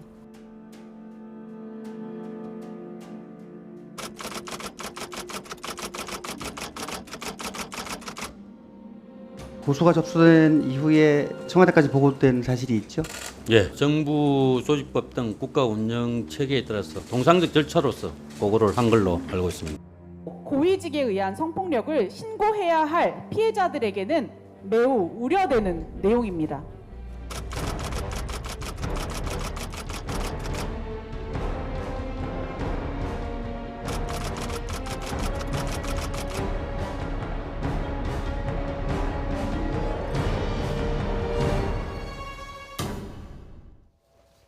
박원순 전 서울시장의 성추행 의혹 피해자 측이 오늘 2차 기자회견을 통해서 서울시 고위 관계자들의 방조 또 회유 정황을 추가로 공개했습니다. 네, 조금 전 서울시도 입장을 밝혔습니다. 피해자 의견을 수용해서 민관 합동조사단 계획을 철회하고 인권위 조사와 모든 수사 과정에 적극적으로 협조할 거란 입장입니다. 이은희 변호사 자세히 살펴보도록 하겠습니다. 어서 오세요. 안녕하세요. 예. 오늘 피해자 측 2차 기자회견 보셨죠? 예, 맞습니다. 네, 오늘 회의의 주요 내용을 한마디로 서울시의 방조 묵인 쪽에 이제 방점이 찍혔다고도 보는데 그렇게 네. 보셨습니까? 아무래도 이제 그런 부분들, 이 4년 동안 왜 침묵했냐 같은 비난, 피해자를 네. 비난하고 이제 뭔가 2차 가해하는 어떤 발언의 악플들이 너무 많이 넘쳐나다 보니까 그런 부분들에 대한 고민이 아마 있었던 것 같고 예. 그렇다 보니까 이 과정이 사람들이 이렇게 생각하는 것처럼 피해자가 아무 노력도 하지 않고 지나온 4년이 아니었다. 그리고 사실은 말하지 못한 이유가 있는 것처럼 예. 실은 어떤 본인 나름의 노력은 해봤지만 잘 되지 않았다라는 그런 상황들에 대한 좀 예. 전반적인 이야기들이 나왔던 것 같습니다. 예. 피해자가 오늘 밝힌 내용, 피해자 측에서 오늘 밝힌 내용들을 네. 보면 4년간 20명에게 피해를 알렸다 이렇게 네. 밝혔습니다. 인사 담당자에게도 말하고 동료들한테 텔레그램 내용도 보여주면서 네. 고충을 호소했는데 나오는 반응들을 보면 이 피해자가 겪은 사건들이 좀 대수롭지 않게 치부된 건 아닌가 하는 네. 의심이 들기도 하거든요. 일단은 여러 가지 가능성이 있습니다. 예. 그러니까 뭐 예를 들면 좀 이게 이 정도 수위가 있어, 이건 좀 문제가 있어라는 게 좀 의사 표현이 명확하게 되었는데도 묵살되었을 확률이 있고요. 예. 아니면 그 부분에서 듣는 사람과 말하는 사람 간의 괴리가 좀 있었을 수 있는 가능성도 조금은 있습니다. 그 괴리가 뭐죠? 그러니까 예를 들면 이분의 입장은 나이도 어리고 직급도 낮은 비서잖아요. 예. 그리고 자기에게 지금 가해하고 있다고 자기가 생각할 때 이분이 가해자야. 근데 이 사람이 이 지금 지자체의 최고 그 우두머리인 분이잖아요. 예. 그러면 이거에 대해서 말하기 조심스러운 것만큼이나 타인에게 이 부분을 얘기할 때도 나 이렇게 해서 피해를 입었어. 나 이런 가해를 당하고 있어. 이렇게 직접적으로 말하기가 쉽지 않았을 걸로 보입니다. 예. 그래서 이제 그 부분을 나름 완화해서 하지만 좀 나 이런 게 있는데 하고 이제 호소하는 자기 나름의 이제 방식들이 있었을 텐데 예. 그 부분에 대한 이제 어떤 감수성, 그걸 듣는 사람들의 어떤 캐치 능력 같은 것들에는 좀 차이가 있지 않았을까. 그런 부분들도 좀 걱정이 되는 부분이 있는 거죠. 그 동료들 그리고 또 그 인사 담당자에게 얘기를 하면 네. 이제 동료들이나 그 인사 담당자 그리고 상급자들은 이제 뭐 이뻐서 그랬겠지. 네. 그리고 뭐 시장에게 직접 인사 허락을 받아라. 네. 뭐 이렇게 한마디로 좀 대수롭지 않게 네. 어떻게 보면 방조하고 어떻게 보면 이제 더 이상 문제 일으키지 마라 이런 뜻으로도 받아들일 수 있잖아요. 그게 피해자의 입장에서는 충분히 그럴 수가 있습니다. 예. 왜냐하면 내가 이런 얘기들을 하는데도 내가 이 정도 뉘앙스로 이야기를 하는데도 이렇게 얘기하는 건 더 이상 말하지 말라는 거 아닐까라고 충분히 받아들일 수가 있는 거죠. 그래서 제가 아까 좀 괴리가 있을 수 있어서 아마 이제 기자회견에서는 20여 명 혹은 20명 이렇게 표현됐지만 아마 수사를 하는 어떤 조사를 하는 기관에다가는 좀 특정해서 이 사람들에게 대략 언제쯤 어디에서 어떤 식의 이야기를 했고 그들의 반응은 뭐였다 같은 것들이 좀 전달이 돼서 그걸 기초해서 이제 조사하는 기관 쪽에서 이 부분을 좀 면밀하게 들여다봐야 합니다. 어떻게 보면 성추행이든 뭐 성희롱이든 어떤 가해들은 어느 조직에나 또 누군가는 할 수가 있고 일어날 수는 있어요. 네. 그게 문제가 안 된다는 게 아니라 근데 문제는 될 수 있는데 가장 중요한 건 그 문제가 일어났다고 말할 수 있고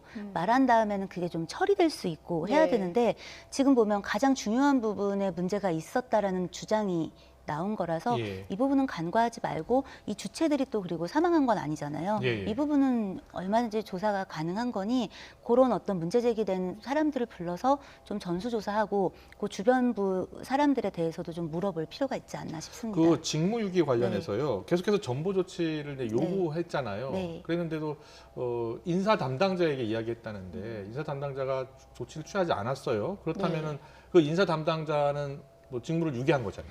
근데 이제 우리가 그 안태근 전 지검장 사건 때도 그렇고 여러 가지 그동안 이제 그 이슈가 됐던 그 직무유기나 뭐 이제 권한남용 같은 류의 사건들에서 보시면 이제 많이 이제 아시겠지만 쉽지가 않아요. 적용하기가. 범죄가 잘 이렇게 성립을 하려면 법적으로 이 사람에게 의무가 있는데 이 의무를 하지 않았다라는 게 이제 의무를 하지 않은 행위만이 아니라 그 의무가 법적으로 이제 이 사람에게 주어져 있느냐 이 부분을 살피게 되는데 지금 인사 담당자가 이제 저 이렇게 바꿔주십시오, 부서를 바꿔주십시오라고 얘기했는데 제가 성추행을 당했습니다. 혹은 제가 직장 내 성희롱이 있습니다.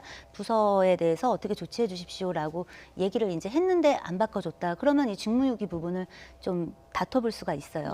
그런데 그게 아니라면 그리고 그 인사 담당자가 만약에 그런 쪽 이제 또 보직을 가지고 있는 경우인지 같은 것들을 범죄 성립에 있어서는 다 따져보게 됩니다. 그래서 이제 조사와 이런 것들이 필요한 거죠. 저희가 일반적으로 생각하기에는 인사 담당자에게 얘기를 하면 인사 조치가 이루어질 수 있지 않을까 하는 부분이 있는데 법적으로는 쟁점이 좀 다른가 보죠? 네, 법적으로는 이 사람이 그 이제 법적 의무가 있는 사람인가를 따지게 되고요. 책임자인가 이런 걸 따지게 됩니다. 다만 범죄가 성립 안 된다고 해서 이런 부분들이 만약에 확인이 됐고 정말 사실이라면 서울시가 책임이 없는지 그 사람이 민사상 책임이 없는지는 다른 문제입니다.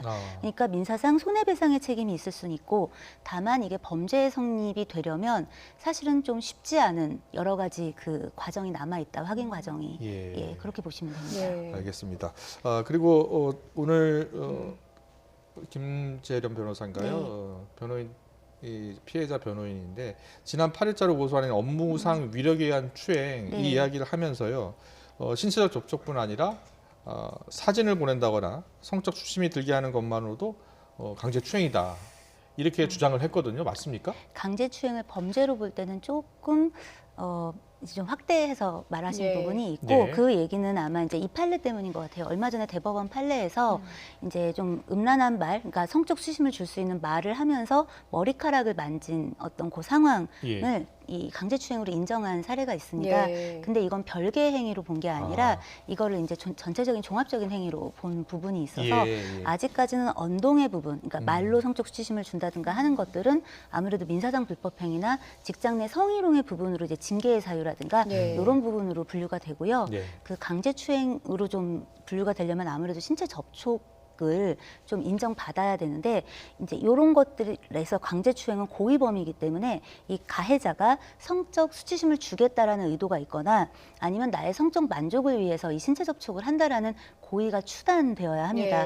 그런 부분에서 성적 언동을 이제 했던 것들이 평소에 있다면 이 신체 접촉과 이 언동의 어떤 유관성을 좀 보게 되고요. 그러니까 이런 것들을 통해서 이제 이런 언동도 있고 만약에 만진 것도 있다면 강제추행의 고의가 추단된다라고 보통 이제 이렇게 바라보는 거죠. 그런데 이제 그 외에 지금 이 피해자가 주장하는 바로는 그 텔레그램, SNS 같은 것들로 좀 그 성적 수치심을 줄 만한 어떤 대화가 오고 갔다든가 혹은 이제 사진 같은 것들을 전송받았다라는 이야기가 있기 때문에 그 내용을 살펴봤을 때 그게 이제 법적으로 이제 범죄 성립의 수준이 되는 것들이라면 그런 것들은 그 별도의 그 성폭법 13조에 그 통신매체 음란행위 부분이 따로 있습니다. 그래서 강제추행이 아니라 그 부분에 해당하는지를 살펴볼 필요는 있습니다. 그 통신매체 이용 음란행위 오늘 김재련 변호사 측도 이야기를 했는데 이 음란의 범위가 좀 궁금하긴 하거든요.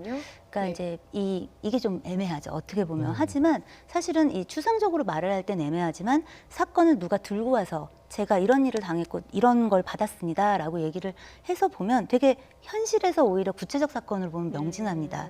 예를 들면 이제 제가 했던 어떤 사건들 안에서는 어떤 분이 제가 누구를 가르치는 제자가 자기한테 이제 SNS로 뭔가 이게 사회적으로 이슈가 된 좀 그 누군가의 어떤 다 벗은 사진 같은 것들을 이라면서 전송을 했는데 저는 원하지 않았어요. 달라고 한 적도 없고 이게 이런 거에 해당합니까? 이렇게 물어온다던가 그럼 당연히 해당이 되겠죠. 자기가 원하지도 않았는데 그런 이렇게 타인의 벗은 몸이라든가 뭐 타인의 성행위 같은 것들을 연상하게 하는 혹은 직접적으로 보여주는 것들을 받았다든가 혹은 이제 남에게 전화를 해서 이 전화기 유선상으로 뭐 이제 뭐 신음소리를 막 내면서 어떤 성적 언동을 한다든가 뭐 우리가 소위 EDPS라고 막 얘기했던 음담패설 이런 것들을 늘어놓았다든가 그러면 이런 것들은 다 저기 이 통신매체 음란행위에 해당이 되는 겁니다. 그렇군요.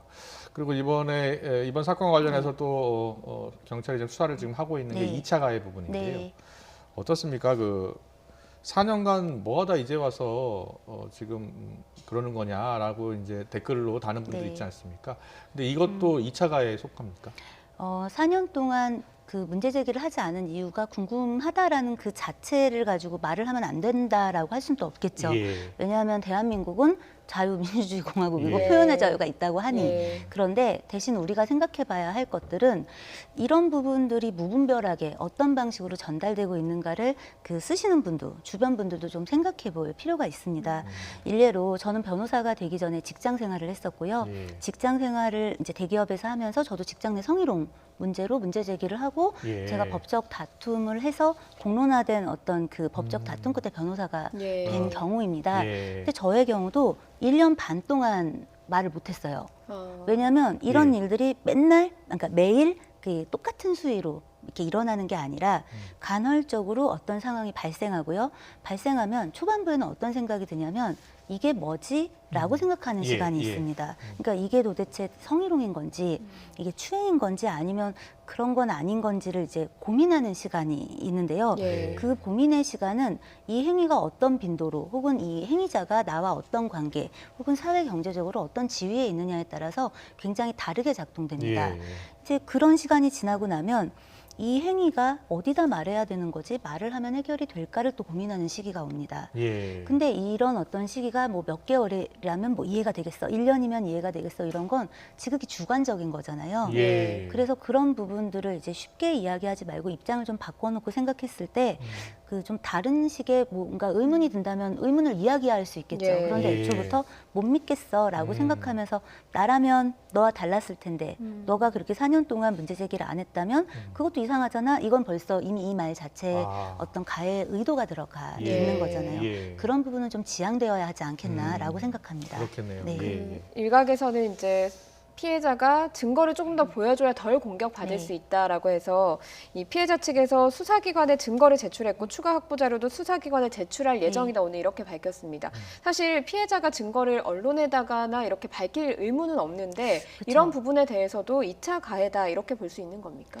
증거를 보고 싶어하는 건 이 사건이 워낙 지금 사회적으로 파장이 너무 컸기 때문에 예, 이제 예. 그런 부분은 이제 이해가 안 되는 건 아닙니다. 예. 다만 이해가 안 되는 것과 피해자에게 그런 의무가 있거나 피해자가 그렇게 하는 게 더 나은 행동인 건지는 잘 모르겠습니다. 네. 왜냐하면 피해자가 수사를 받고 조사를 받아야 될 곳은 어떤 조사기관이지 대국민 지금 인민재판하겠다 뭐 이런 게 아니잖아요. 예. 그러니까 피해자의 입장에서는 오히려 이런 것들이 이제 보여졌을 때 어떤 나의 어떤 피해 사실이 선정적으로 비춰지거나 또 다른 2차 가해로 비춰질 수도 있으니 그 부분을 내놓지 않는 걸 수도 있고 예. 여러 가지 사정이 있을 수 있습니다.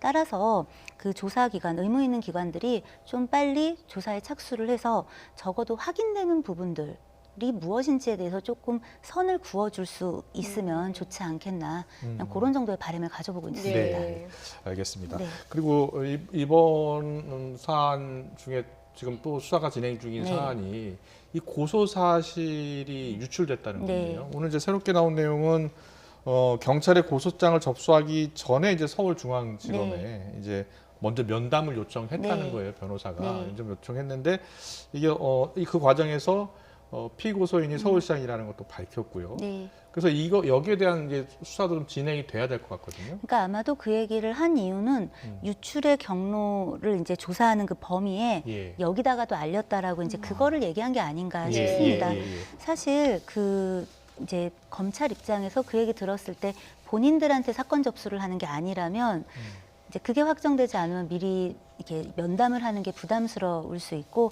사실은 고소장 접수 전에 면담하는 게 통상적인 건 아니니까 예.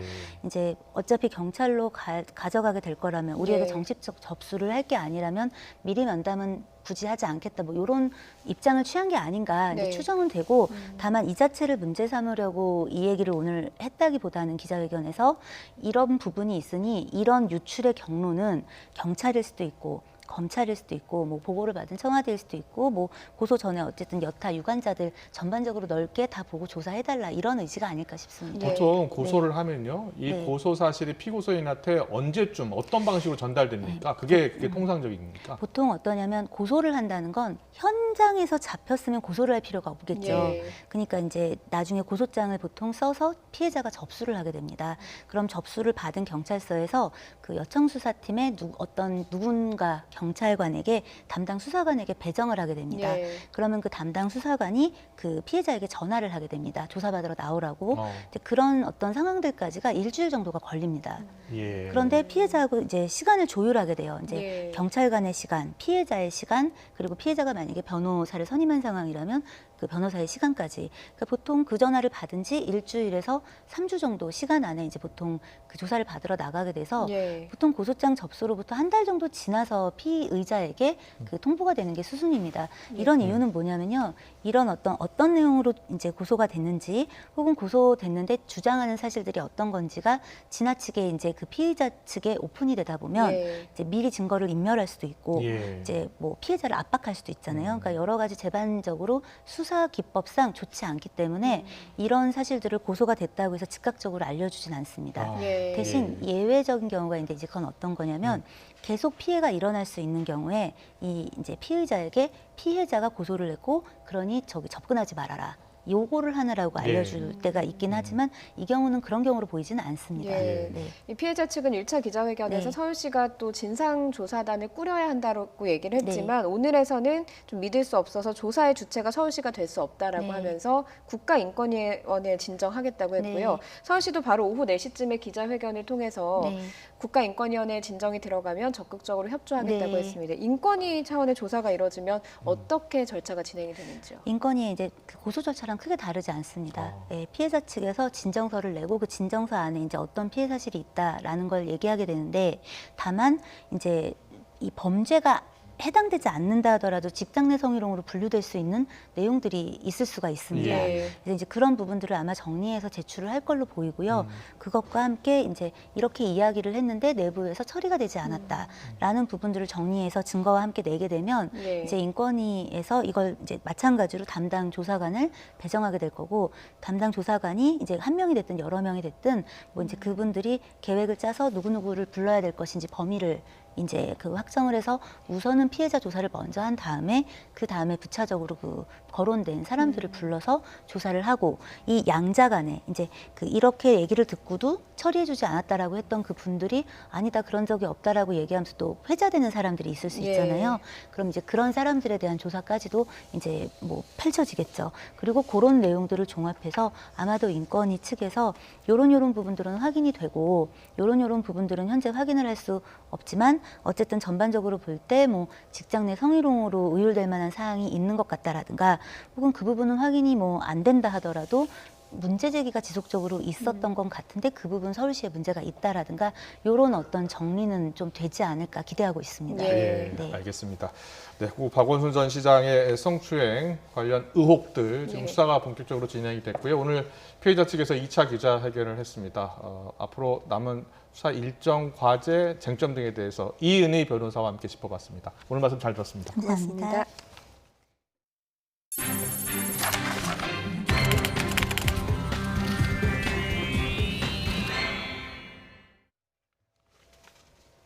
네, 방금 들어온 뉴스 속보입니다. 미국 정부가 21일 중국 정부의 휴스턴 중국 총영사관을 72시간 안에 철수하라고 요구했다고 중국 외교부가 오늘 밝혔습니다.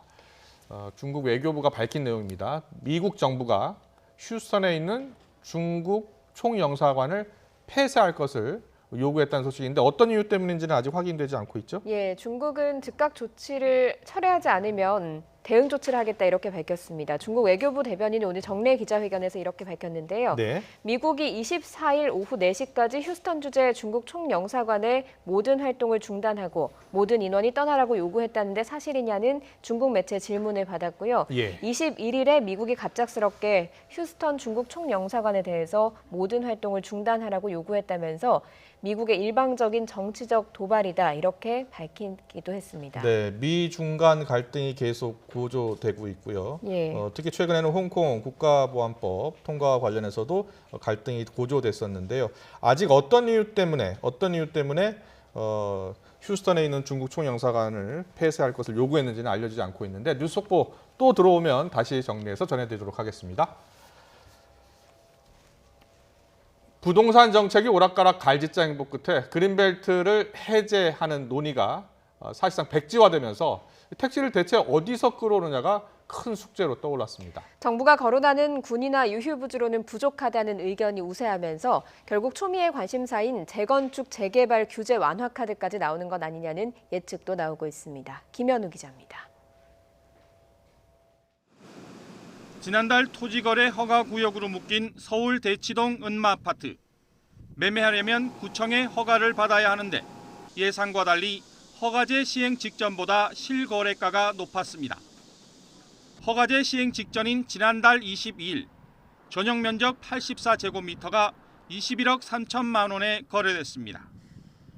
이후 지난 14일 강남구청이 매매 거래를 허가했는데 2천만 원 오른 21억 5천만 원입니다. 이런 매매 현상은 재건축 규제 완화에 대한 기대감이 반영된 것으로 풀이됩니다. 재건축 규제 완화에 대한 기대감 이런 것들은 어떻게 좀 없나요? 그러니까 매수금리는 있는데 매물이 없다는 상태로는. 주택 공급을 늘리기 위해 정부가 전방위로 택지 확보에 나섰지만 그린벨트를 묶어두기로 하면서 여의치 않습니다.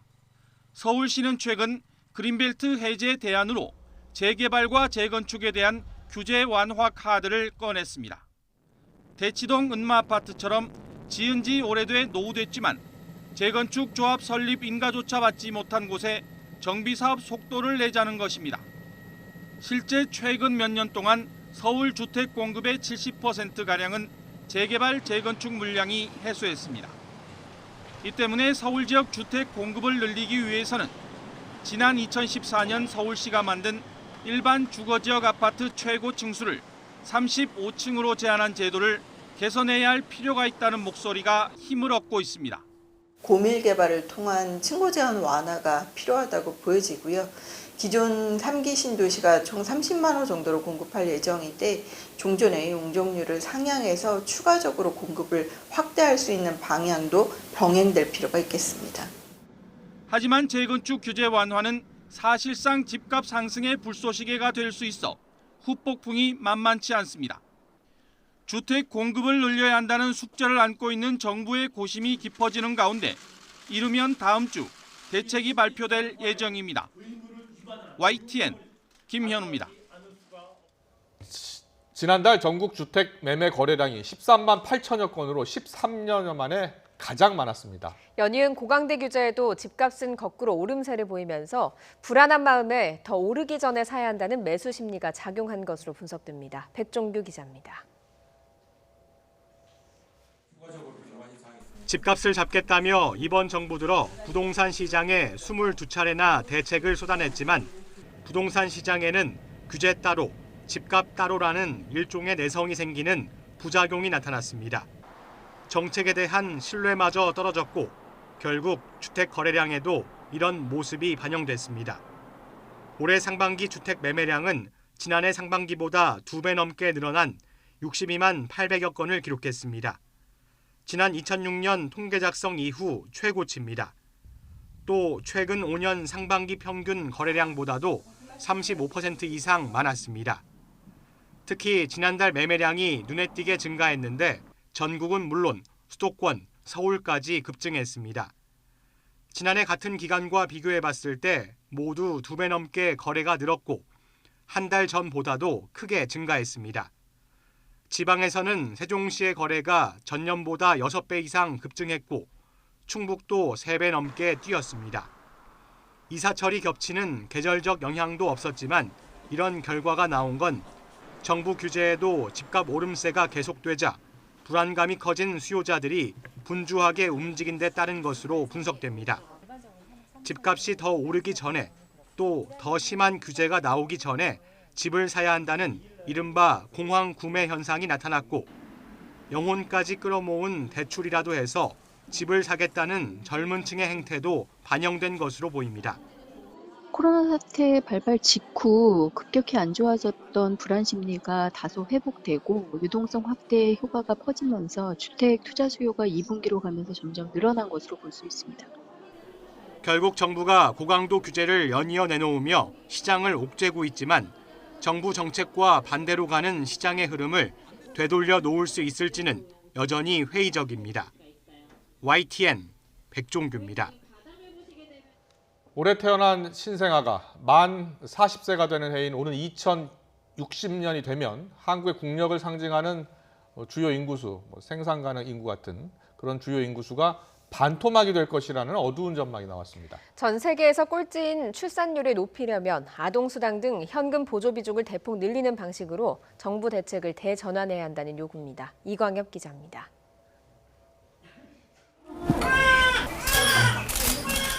건강한 울음소리로 새해를 알리며 태어난 올해 첫둥이. 7월 1일 0시 0분 남자 아기 3.38kg 건강하게 태어났습니다. 축하드립니다. 감사합니다. 미래 한국을 이끌어갈 아기들의 출생을 늘리기 위해 정부가 지난 10년간 쏟아부은 예산은 무려 210조 원에 이르렀습니다. 당신의 아이에게도 만들어주세요. 아이 좋아, 둘이 좋아. 하지만 합계 출산율은 지난해 0.92명으로 전 세계 203개 나라 가운데 최하입니다. 가임 여성 1명이 평생 아기 1명도 낳지 않을 정도로 저출산의 늪에 깊이 빠진 겁니다. 지금 추세가 유지된다면 40년 뒤에는 한국의 국력을 뒷받침하는 주요 인구 지표가 반토막이 날 전망입니다. 생산 가능 인구가 현재 48%인 1,794만 명으로 줄어 국내 총 생산이 크게 위축될 수밖에 없습니다. 현역병 입영 대상자는 39%가량 수준인 11만 명을 가까스로 넘고 초등학교부터 대학교까지 학령 인구는 지금의 43%에도 못 미치게 됩니다. 반면에 빠른 고령화 속도로 생산 가능 인구 1명이 부양해야 하는 노인 수는 지금의 0.22명에서 0.98명으로 늘어 부양 부담이 4.5배나 급증합니다. 정부의 저출산 지출에서 현금 보조 비중은 지난 2015년 기준 14.3%에 불과해 경제협력개발기구 32개 나라 가운데 최하위권입니다. 따라서 이제는 선진국들처럼 아동수당이나 출산보조금 등 현금 보조를 획기적으로 늘리는 방식이 필요하다는 주장입니다. 임산부가 병원을 가야만 또는 출산 휴가를 내야만 이런 그 조건을 맞춰야만 국가에서 지급하는 것이기 때문에 아무래도 그 수혜계층으로 도달하기까지 누수가 많습니다. 낡은 수도관처럼. 현금 보조 확대와 함께 국공립 유치원 확충을 통한 양육비 부담 완화, 노동시장 유연화를 통한 취업기회 확대 등도 출산율을 높일 수 있는 주요 대안으로 제시됐습니다. YTN 이광규입니다.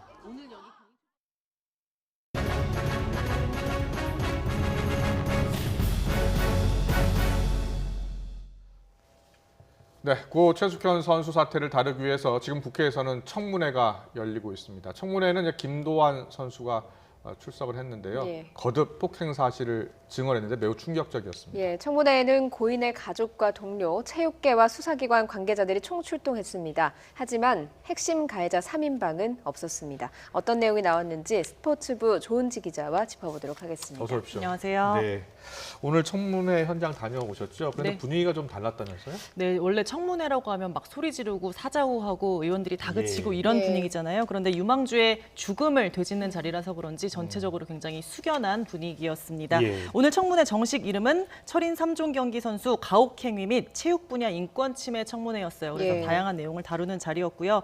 아침 10시에 개의하고 저는 이제 오전 내용만 보고 왔는데 10시 개의하고 바로 최 선수에 대한 묵념 모두 일어나서 하고 시작을 했습니다. 예.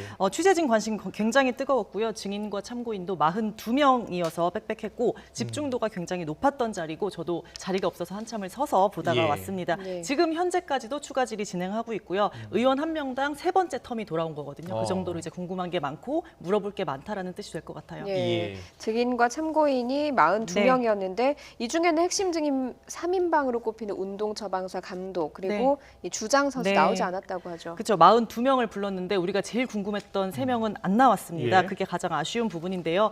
문채위는 이걸 예상을 했어요. 이들이 예. 별로 회신을 받았는데 나 못 간다 혹은 그 등기로 출석 요구서를 보내는데 그게 도달이 안 됐어요. 그러니까 잠수를 했다고 보는 거겠죠. 그래서 이제 어제 문채위가 꼭 부르려고 동행 명령서까지 발부를 했거든요. 그런데 게다가 이제 팀닥터로 불렸던 운동처방사 안모 씨 그리고 김규봉 감독은 구속이 됐잖아요. 그래서 예. 구치소에 있는 상태여서 데려올 수 있지 않을까 좀 기대를 했었는데 결국에 못 오게 됐습니다. 그 운동처방사 안 씨는 우울증 등 극심한 스트레스, 또 김 감독은 수사 중이다 이런 이유로 불출석 사유서를 제출을 했고요.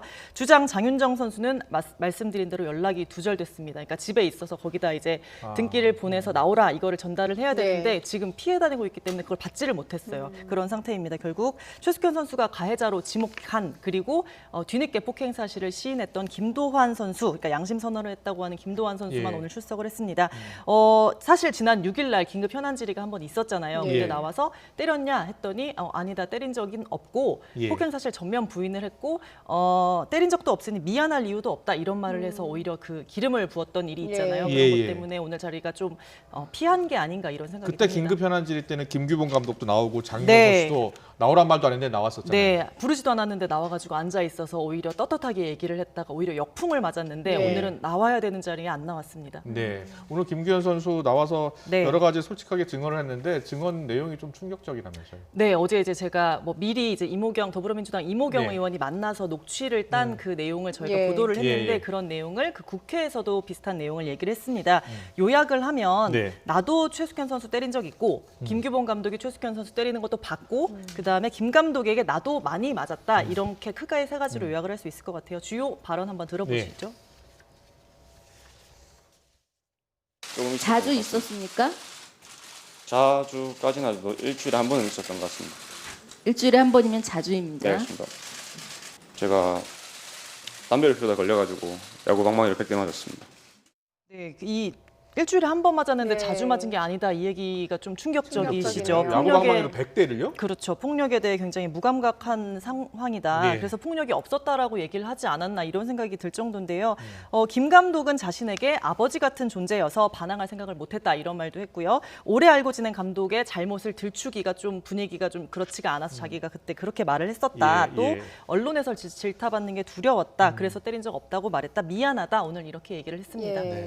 어떻게 보면 감독, 오래 한솥밥을 먹은 감독이기 때문에 좀 고발할 수 없었고 그런 측면을 보면 좀 안타까운 마음이 많이 듭니다. 그런데 이 같은 한솥밥을 먹었던 동료 선수도 나오지 않았습니까? 오늘 자리에 어떤 이야기들 했습니까? 네, 그 피해자 또 추가 폭로를 했던 동료 선수들은 오후에 출석을 했어요. 그래서 정말 작심한 듯 얘기를 많이 했습니다. 장윤정 선수 이제 지금은 어쨌든 언론에 나오질 않잖아요. 장윤정 선수는 자기 기분에 따라 후배들을 폭행을 했다. 후배들은 이유도 모르고 맞으면서 죄송하다라고 얘기를 했고 경주시청은 에이스 장윤정 선수 주도로 움직이는 팀이라서 우리는 어쩔 수 없었다 이런 얘기를 했습니다.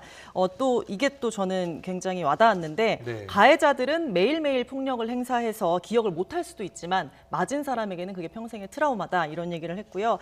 장윤정 선수 지시로 다른 선수를 때리기도 했다. 그런데 이 지시를 안 따르면 나도 따돌림을 받아서 나도 어쩔 수 없이 했다. 이런 얘기도 있었고요.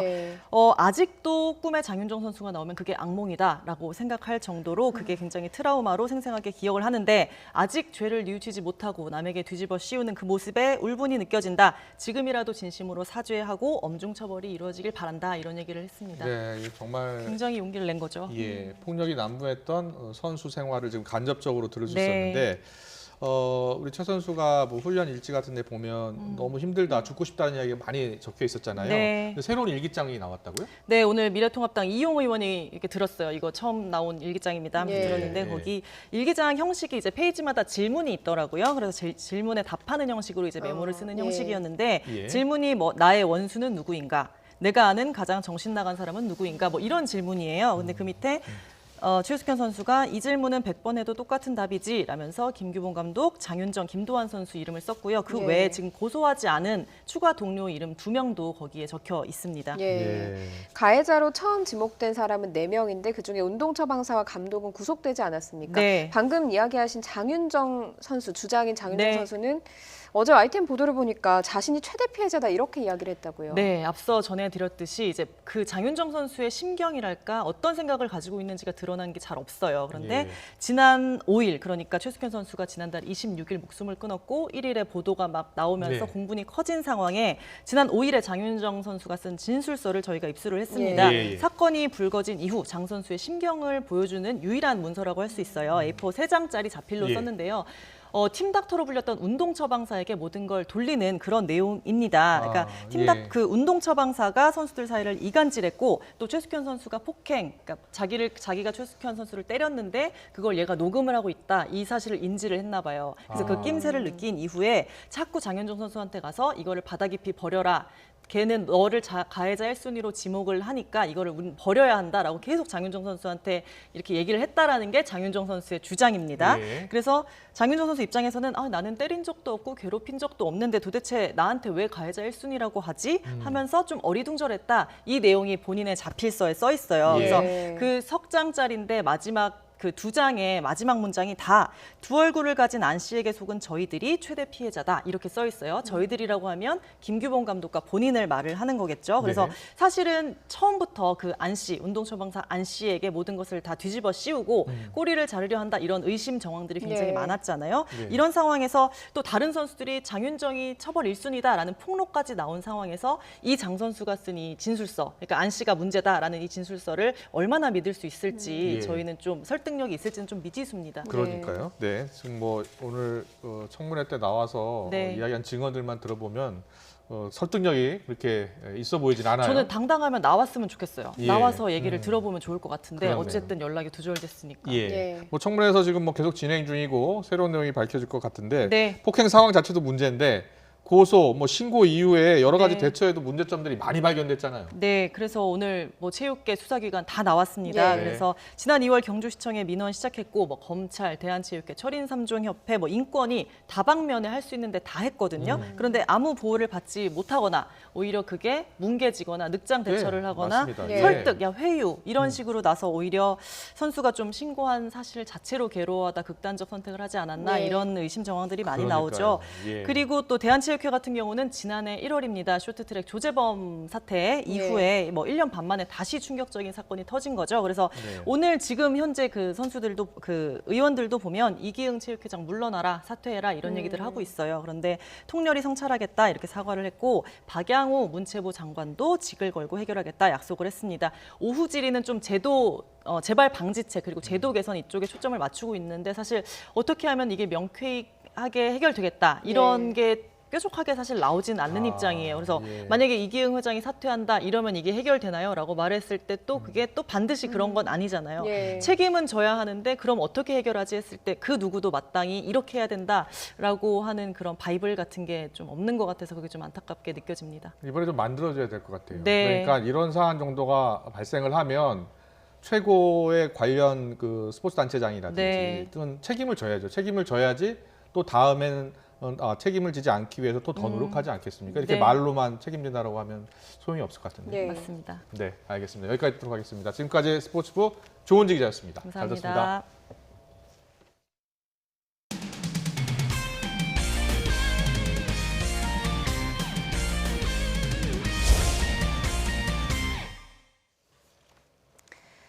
(11년) 만에 국내 무대로 돌아온 기성용 선수가 K리그에서 제2의 전성기를 기대한다는 각오를 밝혔습니다. 몸 상태를 빨리 끌어올려서 다음 달 중에는 경기에 나서겠다는 계획인데요. 침체된 서울이 반등할 수 있을지 주목됩니다. 허재영 기자입니다. 축구 선수의 꿈을 키우고 일원했던 서울 월드컵 경기장으로 11년의 유럽 생활을 마친 기성용이 화려하게 돌아왔습니다. 등번호 8번이 찍힌 유니폼을 받고 FC 서울 선수로서 새로운 출발을 알렸습니다. 꿈을 꿨던 또 제가 꿈을 이루게 해줬던 K리그를 복귀를 할 생각은 항상 가지고 있었고 퍼포먼스적인 부분에서 자신이 있을 때 돌아오는 게 좋겠다라는 부상과 서울 복귀 무산, 스페인 이적 등 다사다난했던 지난 1년은 기성용에게 자신의 축구 인생을 돌아보는 계기가 됐습니다. 지난 1년 동안이 어떻게 보면 제가 조금 저답지 않은 그런 축구 인생이었던 것 같아요. 축구 선수인데 이제 축구를 못하니까 제 입장에서도 좀 힘겨운 시간이었던 것 같아요. 11년 전 셀틱 유니폼을 입고 유럽에 진출한 뒤 대표팀과 소속팀을 오가며 치열한 20대를 보낸 기성용. 기자회견 내내 동기부여라는 단어를 여러 번 언급하며 새로운 축구 인생을 열어가겠다는 각오를 밝혔습니다. 지난 1년 동안에 좀 저를 돌아볼 수 있는 계기가 됐었고 또 나름대로의 충전의 시간을 좀 가졌다고 저는 생각을 하고 있기 때문에 아직 부상 재활 중인 기성용은 팀 훈련에 합류해 몸 상태를 끌어올린 뒤 이르면 다음 달부터 K리그 경기에 나설 계획입니다. 지금부터 이제 K리그에서 다시 큰 모티베이션을 가지고 경기를 한다면 다시 제2의 전성기가 올 거라고 저는 분명히 확신하기 때문에 친정팀으로 돌아와 새로운 도전을 시작하는 기성용이 하위권으로 추락한 서울의 반등을 이끌 수 있을지 주목됩니다. YTN 허정원입니다. 무관중으로 진행 중인 야구 경기장에는 방역 아이디어가 속속 등장하고 있습니다. 일본, 타이완과 같은 이웃나라 상황과 맞물려서 언제쯤 관중 입장이 허용될지도 관심입니다. 서bun국 기자가 보도합니다. 경기장 덕아웃 출입구에 설치된 이른바 방역 게이트입니다. 움직임이 감지되면 센서를 통해 체온 측정과 소독제 분무가 1, 2초 안에 자동으로 이루어집니다. 별도의 관리원 없이 관람객이 스쳐 지나가기만 해도 발열 체크와 신체 방역이 가능한 새로운 시스템입니다. 비대면 워크스루 타입의 방역 게이트로 기본적으로 출입자가 건물을 출입하거나 다중이용시설을 출입할 때 자동적으로 발열 체크가 되고 5월 초 개막 이후 3달 가까이 확진자 환명 없이 꾸준히 방역 매뉴얼 업데이트를 해온 KBO와 구단들. 최근 공공 전시시설 입장 허용에 이어 주말쯤 나올 당국 발표만을 기다리고 있습니다. 유관중 경기가 진행 중인 이웃 타이완과 일본의 동향의 촉각을 곤두세우며 QR코드 등을 통한 방문자 확인 도입도 고려 중입니다. 선수들이 그만큼 협조를 많이 해주고 또 직원들이 그만큼 준비를 많이 하고 있기 때문에 그렇게 확진자 없이 안전하게 지금 프로야구를 진행하고 있는 것 같고요. 팬들이 들어와서도 안전하게 야구 관람할 수 있는 환경을 저희는 지금 계속 만들고 있습니다. 시즌이 반환점을 향하는 가운데 여전히 무관중 경기를 견디고 있는 야구계. 관중 증가 이후의 상황까지 대비하며 언젠가 찾아올 팬들의 함성을 고대하고 있습니다. YTN 서봉국입니다.